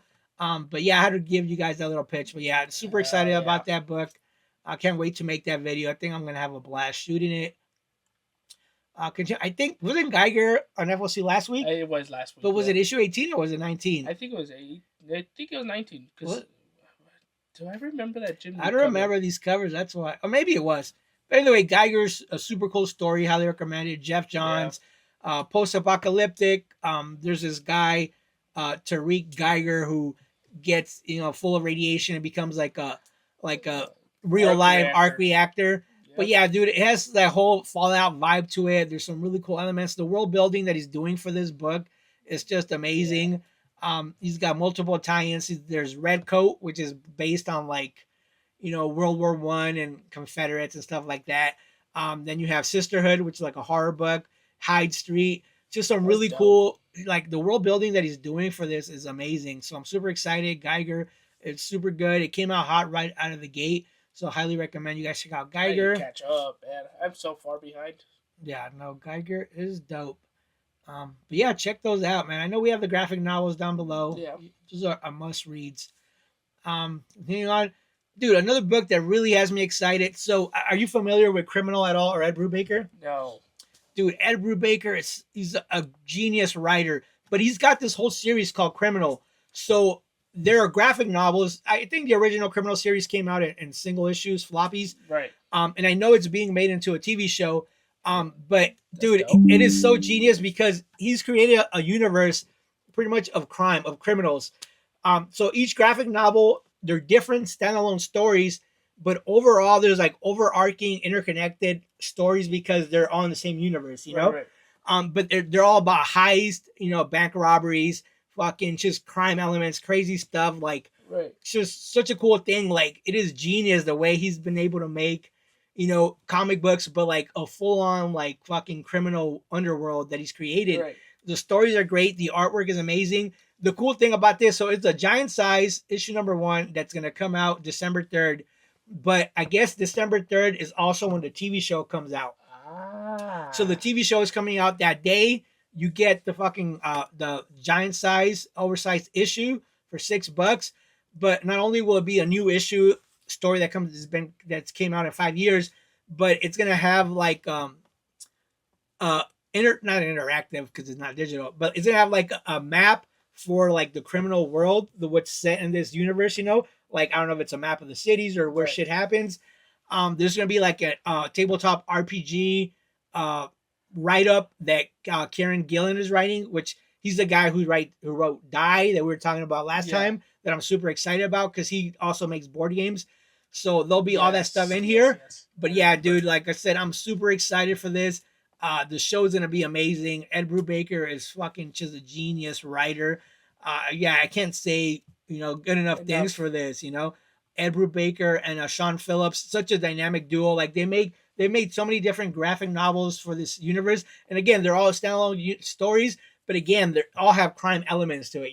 Like it is just genius. Are you sure one of these writers aren't criminals themselves? Who knows, right? Well, fucking Tom Kim, he's an ex-CIA operative. That makes sense. Yeah, But yeah, no, Ed Brubaker is a genius, dude. Super. I can't wait to read this. I can't wait for the show. Super excited that Criminal is back. And then you get this cool, giant size one shot. I don't know if it's a one shot. It'll be ongoing. Giant size. It might be. Who knows? To be honest, we'll see. But look, you got a Santa Claus here with a gun. Again, dude, the stuff that he puts in it, man, it's just insane. Like some real life horror, not horror elements, crime elements that he brings to the pages, which is just dope, dude. Yeah, so I'm super excited about that book. Moving on. I know this was a new number one that sounded cool. Habitat. I know I made myself a little note here. So, Mercurial billionaire Tuttle Barrows prepared for everything, even for the end of the world. Years ago, he wielded his immense power and fortune to build a massive sealed habitat bunker on top of freshwater glacial cave. Now, as the world outside unravels, Barrows and his family and handpicked inner circle retreat to their final sanctuary, a place that he built to outlast civilization. So I guess the premise is a billionaire created a bunker, which you got to think a lot of these billionaires probably have fucking bunkers that are going to outlive us, Yeah. But the premise is like once the world's going to shit, they all go down to this bunker, but then they come to uncover that there's fucking something down there below with them. Not only are they suffering from hallucinations, hallucinations twist their reality and violence spreads like a fever. They must descend deeper or risk their last refuge becoming a tomb. But there's also, like it says, what was it? There was something where he says they're not the only ones there. Maybe I'm wrong, but anyhow, premise is they're in the bunker. I read something like that. Yeah, like they weren't the only ones there. Like something is down there with them. But yeah, it sounds like a super cool premise from Bad Idea. So Bad Idea has not let me down yet. They have great paper quality, great stories, great beautiful artists. Covers. Yeah, dude. So I'm super excited to read this one. Yeah, but Bad Idea is killing it, man. The fact that science fiction, dystopian. Yeah, this cover looks super cool. I think that's the one I picked up. Yeah, that cover looks dope, dude. I'm a fan. I really like the artwork on this one. But yeah, the premise sounds awesome. The covers are amazing. This is the 1 in 20. Aaron Campbell. Damn, that's crazy. But yeah, man, just super excited for this one. Can't wait to read this one and review it. The premise sounds dope. I'll read it, and if I like it, I'll hype the hell out of it. If not, we'll move on. But yeah, this one, I'm really excited about that one. Moving on, for all you guys who like risque covers. Wasn't this cover on FOC a couple of weeks ago? The same cover. That's like the third week. I think so too, because I was looking down. If you go further down, I could have sworn I ordered that far right one. Yeah, we talked about this multiple times. So I don't want to dive too much into it this time, but we don't judge. We don't judge. You order it. You got the Chichona sexy covers. But I know we've highlighted this one before, but I'll show you guys the sexy covers anyhow. But yeah, this has been on FOC for like 3 weeks now, which I'm surprised. That cover's dope. It has like the Charlie's Angel vibe to it. Exactly, I got it. I just saw, speaking of Charlie's Angels, supposedly, I'm a big J. Scott Campbell fan. His Danger Girl is getting like a TV show or something like that. Oh, really? Yeah. That's dope. Supposedly. Yeah. You read it on the interwebs? I heard it in a podcast. See, hopefully it comes true. Hopefully. That'd be dope. Yeah. Moving on. Hello Darkness is another one I talked about before. It's another anthology series. Super cool. Again, you don't have to read the previous ones because each issue is a standalone. It's got multiple stories in it, written by some of the best guys in the industry. But Hello Darkness 17, it looks like that. What? That it was an anthology? I wanted to pick it up. I think it was I told you last time too. You're not paying attention to your own FOC show, bro? No, that's not it. You didn't tell me. Yeah, I did. I even talked about it. I even went in depth on it because it was for episode 2. I even threw the picture up, did all that. Episode 2 is so far away. Yeah. But there was like a one where she was like a nurse. Yeah, like I said, that's the one I wanted to pick up. Yeah, that's a dope ass cover. I know what you're talking about. But what issue was that? It was like 16 or 15. Yeah, and I wanted to pick it up, but I didn't know it was an anthology. I should have picked it up. Yeah, look, do you have all these people involved in it? Yeah, anthology series. You don't have to read the previous ones. Super cool. Yeah, multiple individual stories. I know they were doing the new book that came out from James Tynion, Something Killing Children, a monster hunter walks into a bar. So that whole story was first published in Hello Darkness, but they were doing sections. Like the first part was an issue, whatever, and then the next one. So they spread it out amongst 5 issues. But yeah, dude, Hello Darkness is great, dude. The artwork's always amazing. The stories are great, and you don't have to read the previous ones, so you don't have to worry about I missed issue 1. Mm-hmm. But I highly recommend it, and it's got some of the sickest covers. You got a beautiful Jenny Frism cover. Look at her, dude. About to eat an eyeball. Yeah. Dude, that cover's dope. But hands down, dude, my favorite cover for this one right now is this guy. So, dude, like, this is a homage to Chamber of Chills 19. So, Chamber of Chills 19 is another pre-code horror book. Yeah, we'll show it up, dude. But one of the best covers ever made. Such a beautiful cover, and it's similar to this. You got a sexy girl in the background, you know, with the look of the 1950s or whatever, and then you have a glass in the skull. Yeah, it's been homaged so much, and you know what? Actually, the punk band Danzig, they fucking used it for their one of their first albums, like "Hello, My Darling" or for whatever it is. But yeah, that just made it even more popular because Danzig's also a huge comic book collector. But yeah, dude, this cover looks amazing. Yeah, that's gorgeous. Yeah, I wish I could own the original one because that is so expensive. How much do you think? Dude, it's anywhere from, you know, the most expensive one, high grade is like 40 grand. Low grade is probably still 5-10 grand. That's nothing. Dude, the original art for it sold a couple years ago, 174 grand. Bro, you got that. Yeah, let me pull it out of my ass real quick. No, yeah, but again, a pre-code hard, dude. Yeah. That's where money's at. Best cover. But yeah, that's my favorite cover, so I got that on my pull. I do like that cover too. This cover is pretty dope too. It got some crazy elements to it there. Michael Dialinas. Yeah, that cover is dope. Yeah, said I highly recommend it. If you guys aren't picking this story book up, pick it up, man. Anthology. I have to add that to my pull now. Super, super cool series there. Comic Hub on the phone. There you go. Yeah, moving on. We got I Hate Fairyland by Scotty Young. You know, I've been meaning to read this forever. I've been pulling it. I haven't had a chance to read it, but Scotty Young and the artwork looks amazing. He's writing, you know, writing it. It's his baby, and then just looks super fun. That's one I really want to check out. Super cool covers for it. That's a book I wanted to ask you about. Infernal Girl Red. You know what? To be honest, I don't know anything about it, and I saw it, and it says coming back, like it's been done before. But for the life of me, I cannot think when she came out. Let me see. Infernal Girl Red returns. Cassia Costa has established herself as Apex City's protector, but now still reeling from a heartbreaking loss. The consequences of her past victories have come back to haunt her. Who are the twins? What are their plans for Apex? And what shocking revelation will leave Cassia reeling? Co-creators Erica D'Urso, Immortal Legend Batman, and Matt Groom, blah, blah, blah. I wanted to get it, but it's his book too, so it kind of shut me off to the idea, like, oh, I have to do, like... Yeah, and I can't recall what series it was. If you guys know, let us know in the comments below. But yeah, for the life of me, I cannot recall. At least nothing that left an impression. She looks fucking badass. Like, yeah, no, she looks cool. She looks like a cool character. And of course, you got the young blood variant to it. But yeah, it looks like a cool character. Yeah, but to be honest, I don't know. This cover was dope. That's the cover. That's hard. Yeah, but I don't know. Like, I don't remember reading anything about it before. So who knows? Maybe I'll have to learn too. But yeah, we'll see. Maybe someone will let us know or research. Moving on. Please let us know. I want to get it. This book, I know I talked about it before. It killed everyone, but me. This cover looks hard, dude. Is that the one about the farmers? No, that was Everything Dead and Dying. Oh. No. Yeah, no, this was, I forget what it was. Mad Cave. Yeah, I don't know. This one looks cool. Like, the cover alone is sick, dude. I know I've been pulling it because I've been meaning to read it, but I haven't had a chance. But yeah, the only 5 issues? Only 5 issue miniseries. I know we still have some down below. But yeah, crime, horror, looks pretty dope. Moving on. I think we talked about the jungle too last week.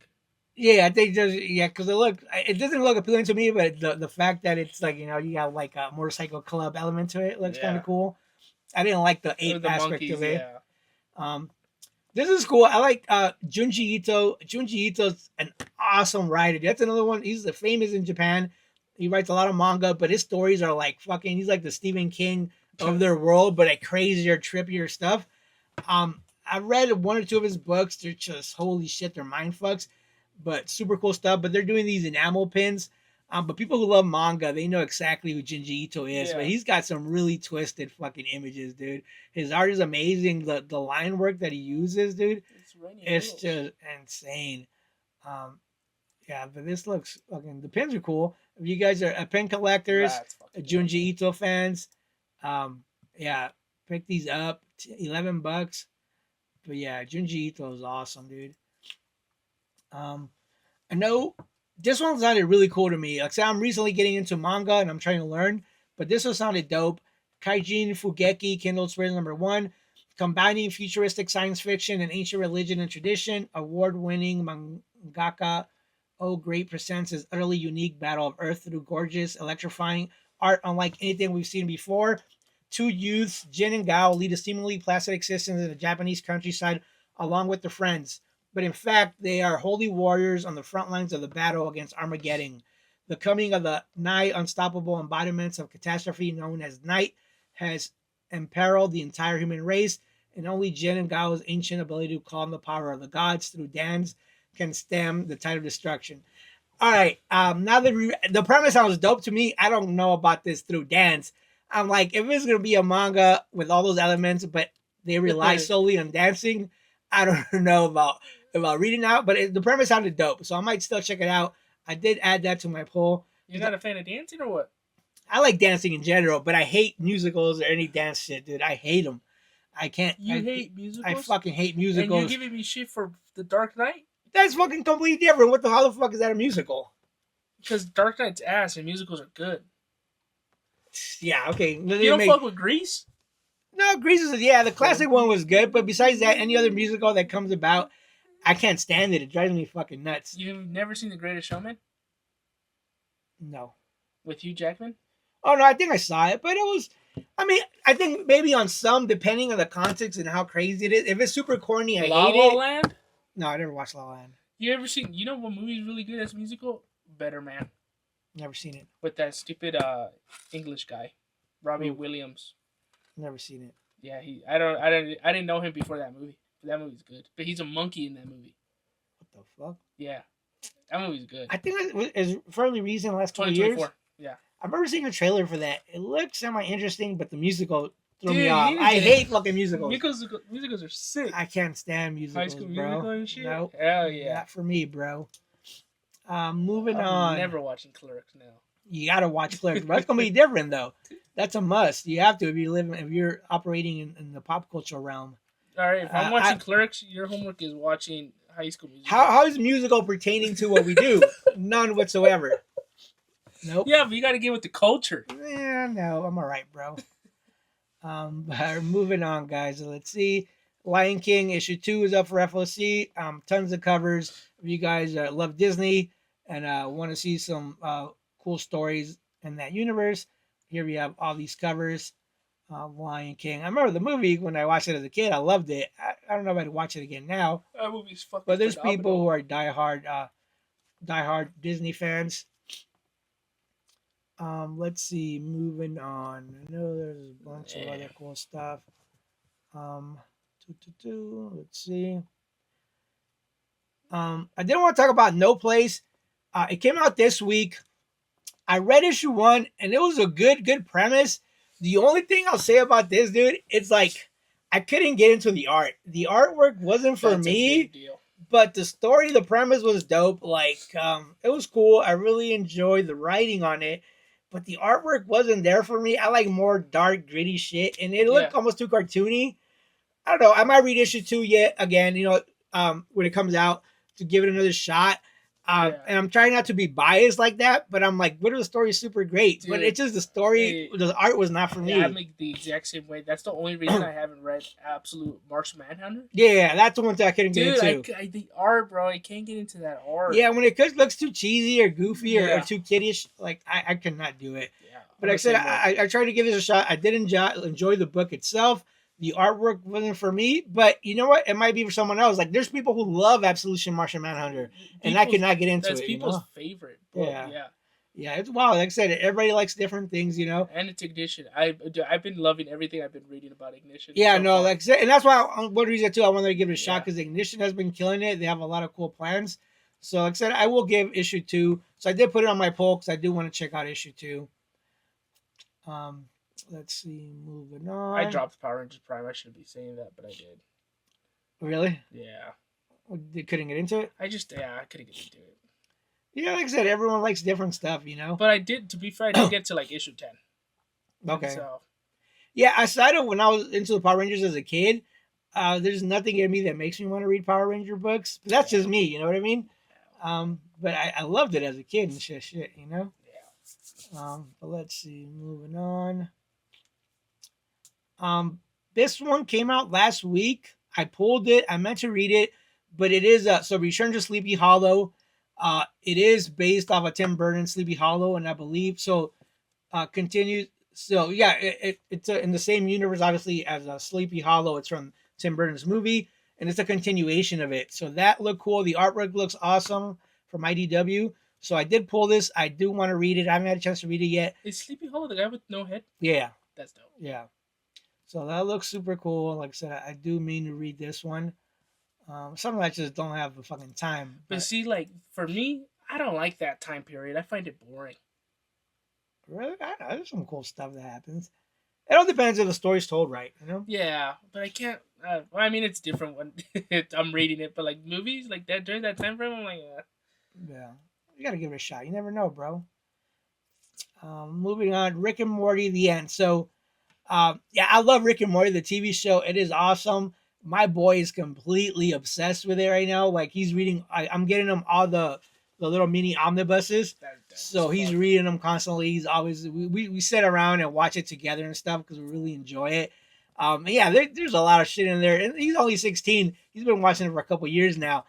And sometimes when we be playing it, my wife would be like, "Dude, they're talking about masturbation and who knows what else." I'm like, "Yeah, dude, but he's a teenager. Like, come on, what kind of shit?" We're listening to fucking Tupac and all kinds of shit with his age, Yeah. So I'm like, it's all good, He enjoys it. He really likes it. Yeah, we really like Rick and Morty. So I'm excited about this from Rick and Morty, the end, issue number 1. Again, Rick is always up to crazy shenanigans, and here against everyone is up after him. Everyone already doesn't like him, but in this one, I guess the government, military, pirates, mobsters, bounty hunters, bail bondsmen, religious institutions, theater troops, circus clowns, and endangered species are all on the hunt for Rick. So the mystery of what happened, why they got to find him. But yeah, I love Rick and Morty. Rick Sanchez is fucking awesome. Here's a question for you that I've heard in the internet a while ago. Batman with no prep time versus Rick. Wait, what? One more time. Batman with no prep time versus Rick. Who wins in the first encounter? With no prep time? I mean, but does Rick have all his gadgets? Rick is Rick, so he has his gadgets. He thinks on the fly or whatever. Oh, yeah, I think Rick wins. You think Rick beats Batman? Yeah, first encounter. So.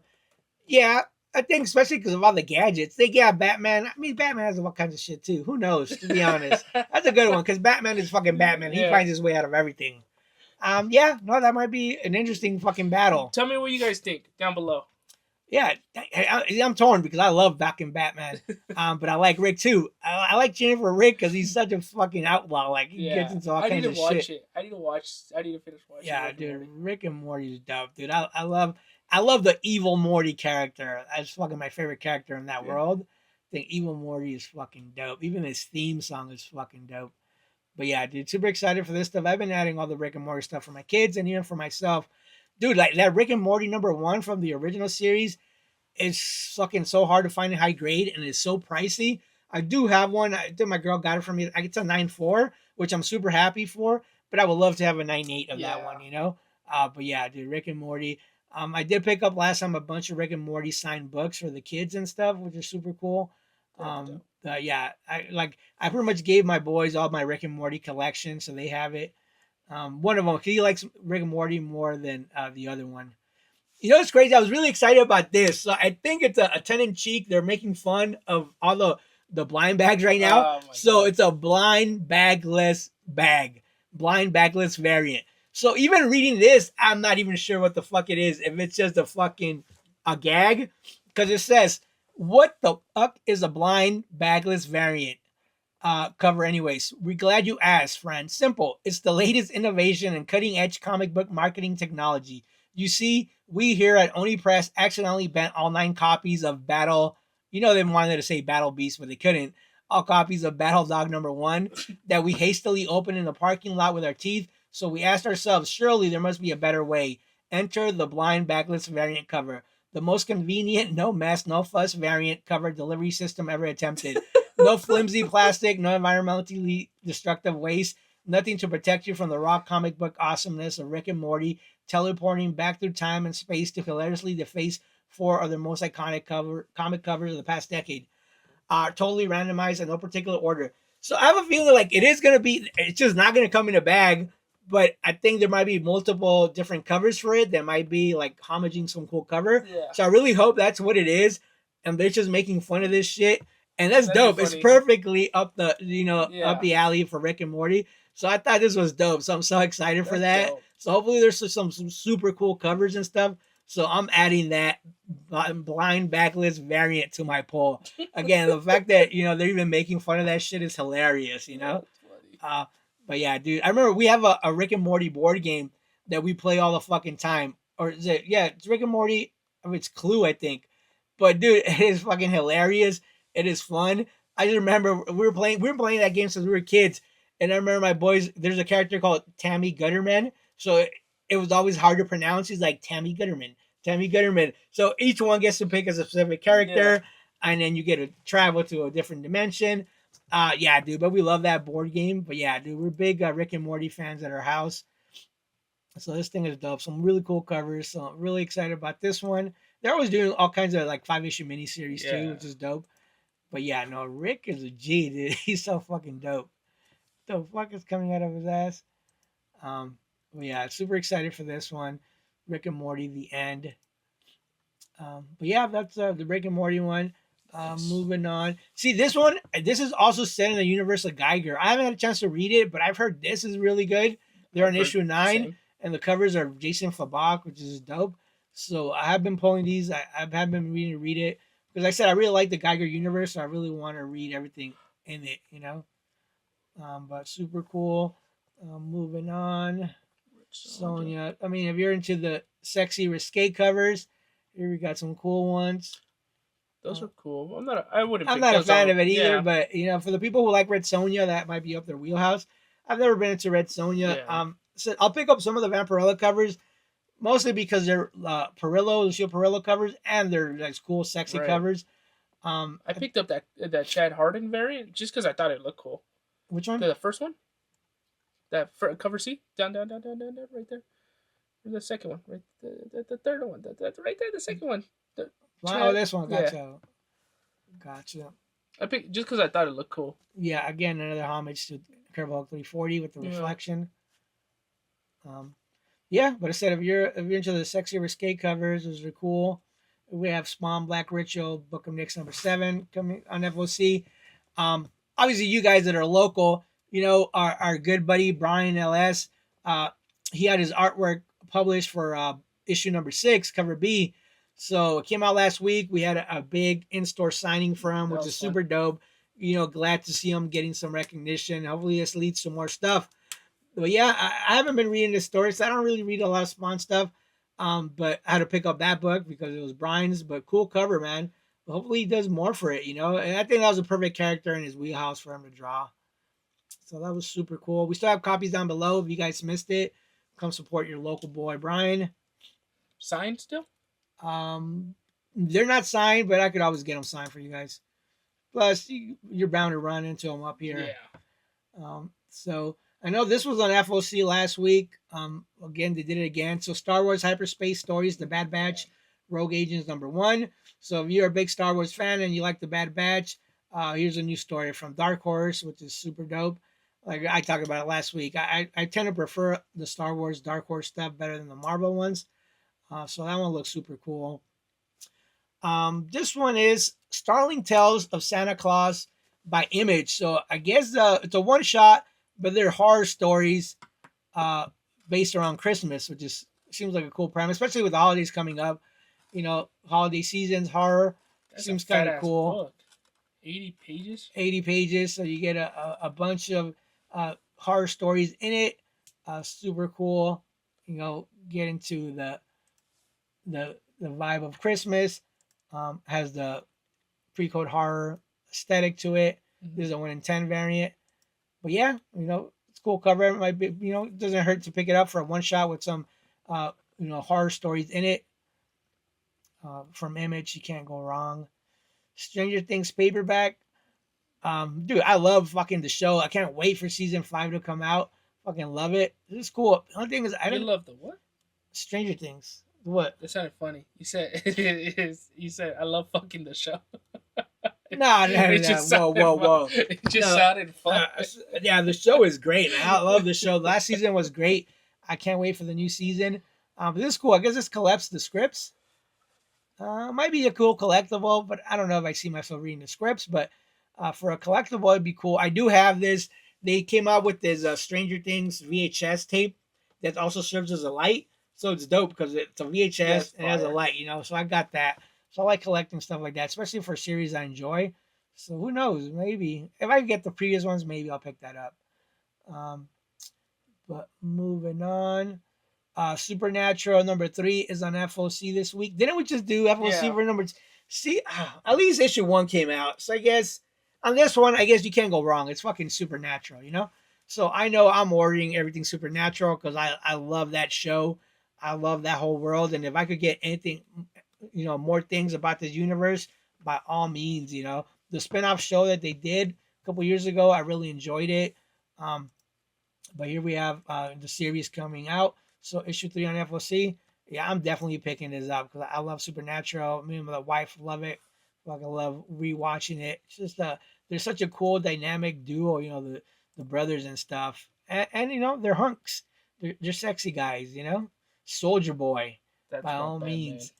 I prefer Jason Ackles over him though, but Jason Ackles is fucking dope. But yeah, Supernatural. That's cool. Not Jensen Ackles. Oh, Jensen Ackles. But that's not him. Yeah, that's him. Oh, okay. Yeah, Soldier Boy himself. So some cool covers, some incentives. This is a 1 in 15. More likely, I will be getting all these incentives, even the 1 in 20, because this is one we're ordering heavy. It has such a huge fan base, a bunch of customers for it. So super excited about Supernatural.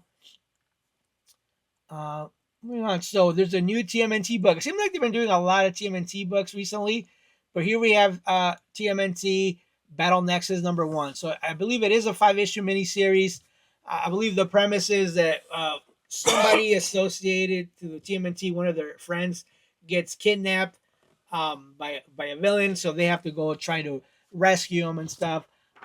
But also, I believe there was something it said for the first time, IDW's heroes in a half shell meet allies from other fan favorite TMNT universes as they fight for their lives and discover the unbelievable secrets of Battle Nexus. So it seems super cool. Says somebody gets taken hostage to a new dimension and mention of adventure in the Battle Nexus. So it seems cool, you know. If you're a TMNT fan, this is a must grab. 5-issue miniseries, I believe. Some cool artwork. Worlds collide. So yeah, and I have guys that always tell me it's like anything TMNT, add it to my pull. So it looks cool. Like I said, TMNT did. I mean, I grew up with TMNT, so a lot of stuff is super cool to read. But yeah, some cool covers. This is another cover B. The Ultimate Turtles Adventure begins.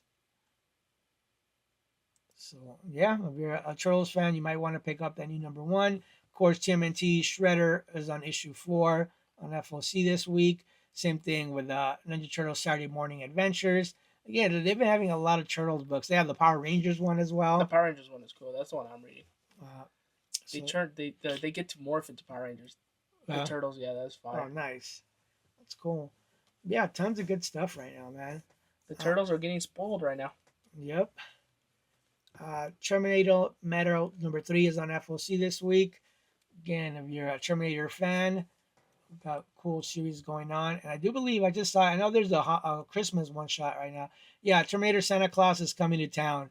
That just looks fucking cool. Terminator and Santa. That's a dope cover right there, dude. What the fuck is the premise of that anyway? Who knows, dude? I want to check it out though now. It's a one shot. You can't go wrong. It's Terminator. It's Christmas. Come on, dude. Funny. Shit, I'm gonna have to pick that up because that looks dope. That first cover is sick though. That's fire. That was pretty dope too. Yeah, I think I'm gonna have to add this. I'm adding this because that's a cool cover. And shit, Terminator and Santa Claus and Christmas. I'm all for it. Cool covers. And let's see. And then this is what I'm telling you, issue 8. So the feature is issue number 8. Jay Lee cover. Yeah, dude, again, man, I can't talk enough about this series. They're like, I don't want to even continue on this time. I'll wait till I shoot the video. But dude, highly recommend you guys pick up this series. It's just that's a dope cover. Yep. Yeah, super excited for this. So this is on my poll. Yeah, I can't wait, and I'm excited to shoot that video. Hardcover. Let's see what else we got here. This Ends Tonight, graphic novel on FOC. That was a really good story. It was cool. I liked it. Thundercats Lost. Transformer, new story arc, issue 27. I need to get into that whole Energon thing, bro. Everybody on TikTok is talking about it, and I have fucking FOMO. Really? Yeah. Because it's like G.I. Joe, and then Void Rivals, and then Transformers. And there's all the Ghost Pepper, too, in that universe now. Ghost Pepper is part of that universe.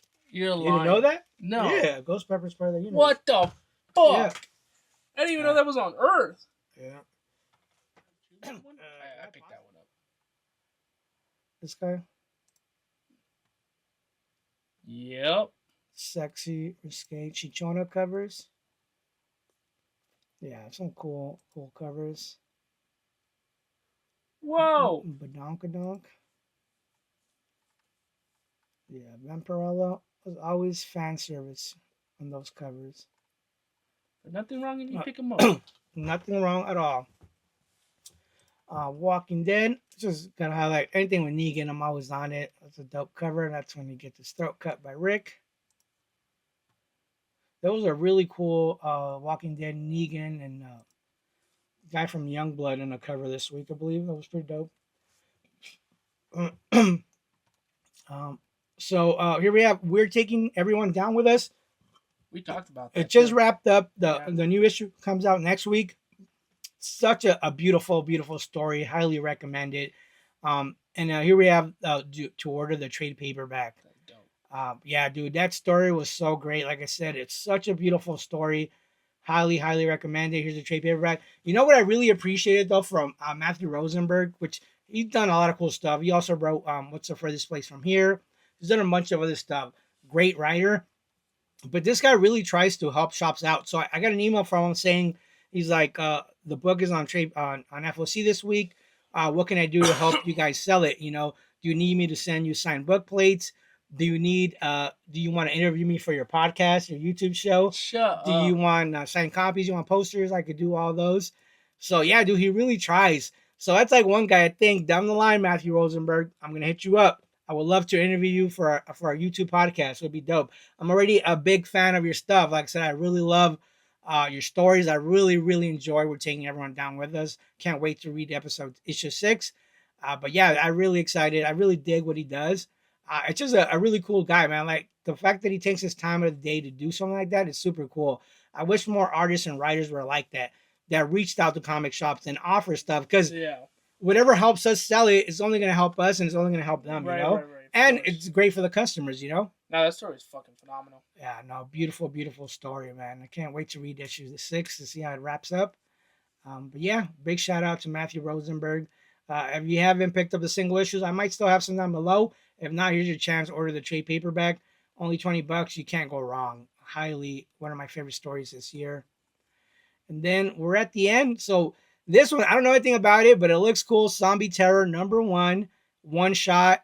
There's no description. It's probably one of those books that's just cover fan service stuff. Is it supposed to be like a what's it called? Like a parody?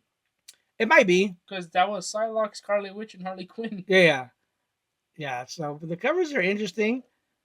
This one looks cool, like just because fucking the gore and stuff, you know. And it's a Tim Visual cover, not safe for work. Oh, I never told you that story about that art piece, right? Remind me to tell you. I'll tell you off screen. Okay. Yeah. And it was actually drawn by Tim Vigil, that art piece that I'm telling you about. It's a crazy, crazy story. But yeah, so dude, that is it for this week's FOC. We're at an hour 56 minute. Sure, we'll cut some stuff. But again, another cool episode, dude, man. Again, it flew by. We had fun, blast. No crazy tangents, but we got to discuss a lot of the cool stuff coming out. A lot of cool #1s, a lot of cool stuff. This FOC week was a good week. Yeah, it was a good one for sure. So yeah, tons of good stuff for you guys to check out. But yeah, man, thank you guys for tuning in. We really appreciate it. Make sure you guys subscribe, hit the bell notification bell, like and comment. Yeah, do us a favor, man. Go down in the comments and comment below whether it's something about the show, something we talked about, critiquing, talking shit, whatever, having fun. I know in the last one, a lot of people were commenting on the list of the man crushes, which that was cool to dope. See that. And I'm glad that they didn't take themselves too seriously to not fucking put that out there, you know? There's a lot of guys out there who fucking are homophobes who would not do that. But dude, like I said, dude, the gayer you act, the straighter you are, you know? And as joke as it is, it's not like, to me, it's like, dude, if you're okay with sexuality, like, what's the matter if you're saying the whether it's a man crush because you think they're good looking, or like you like their persona or whatever, you know, they think they're fucking cool, they got swag, you know? For real. So that was dope. I'm not gay, but I fuck Ryan Gosling. You're right, Ryan Gosling. Somebody else was talking about it. Like, I remember I like Ryan Gosling too. Yeah, I'm not a he's cool, but I'm not a Ryan Gosling. Someone brought up Idris Elba. I do think Idris Elba is fucking dope. Like, I love his persona, his character. I had to respond back. I was like, that was a fire pick. Idris Elba is he's fucking dope, dude. Like, dude, when he came out in The Wire, he played such a dope ass character. The show Luther, I don't know if you've ever seen it. I've heard of it. Dude, it's such a good show. It's from BBC America. Set in London. He's a homicide detective. He's like pretty much solving, serial killer crimes. But dude, he's such a badass. Huh? He has a movie with Beyonce. Does he? Yeah, it's called Obsessed. You never heard of it? No. Yeah, it's. I don't like Beyonce though, so I don't know how to watch it. Racist. I like him. No, I'm just kidding. That's nothing to do with fucking race. He's fucking black, so. Just kidding. And actually, dude, he actually played fucking Roland S. Chain, which is the gunslinger from the Dark Tower, which I love, in the movie, which I was excited about, you know. And a lot of people had problems with it because in the book, the gunslinger Roland is white. Like, to me, it didn't fucking matter if he's black. Yeah. I don't care, you know.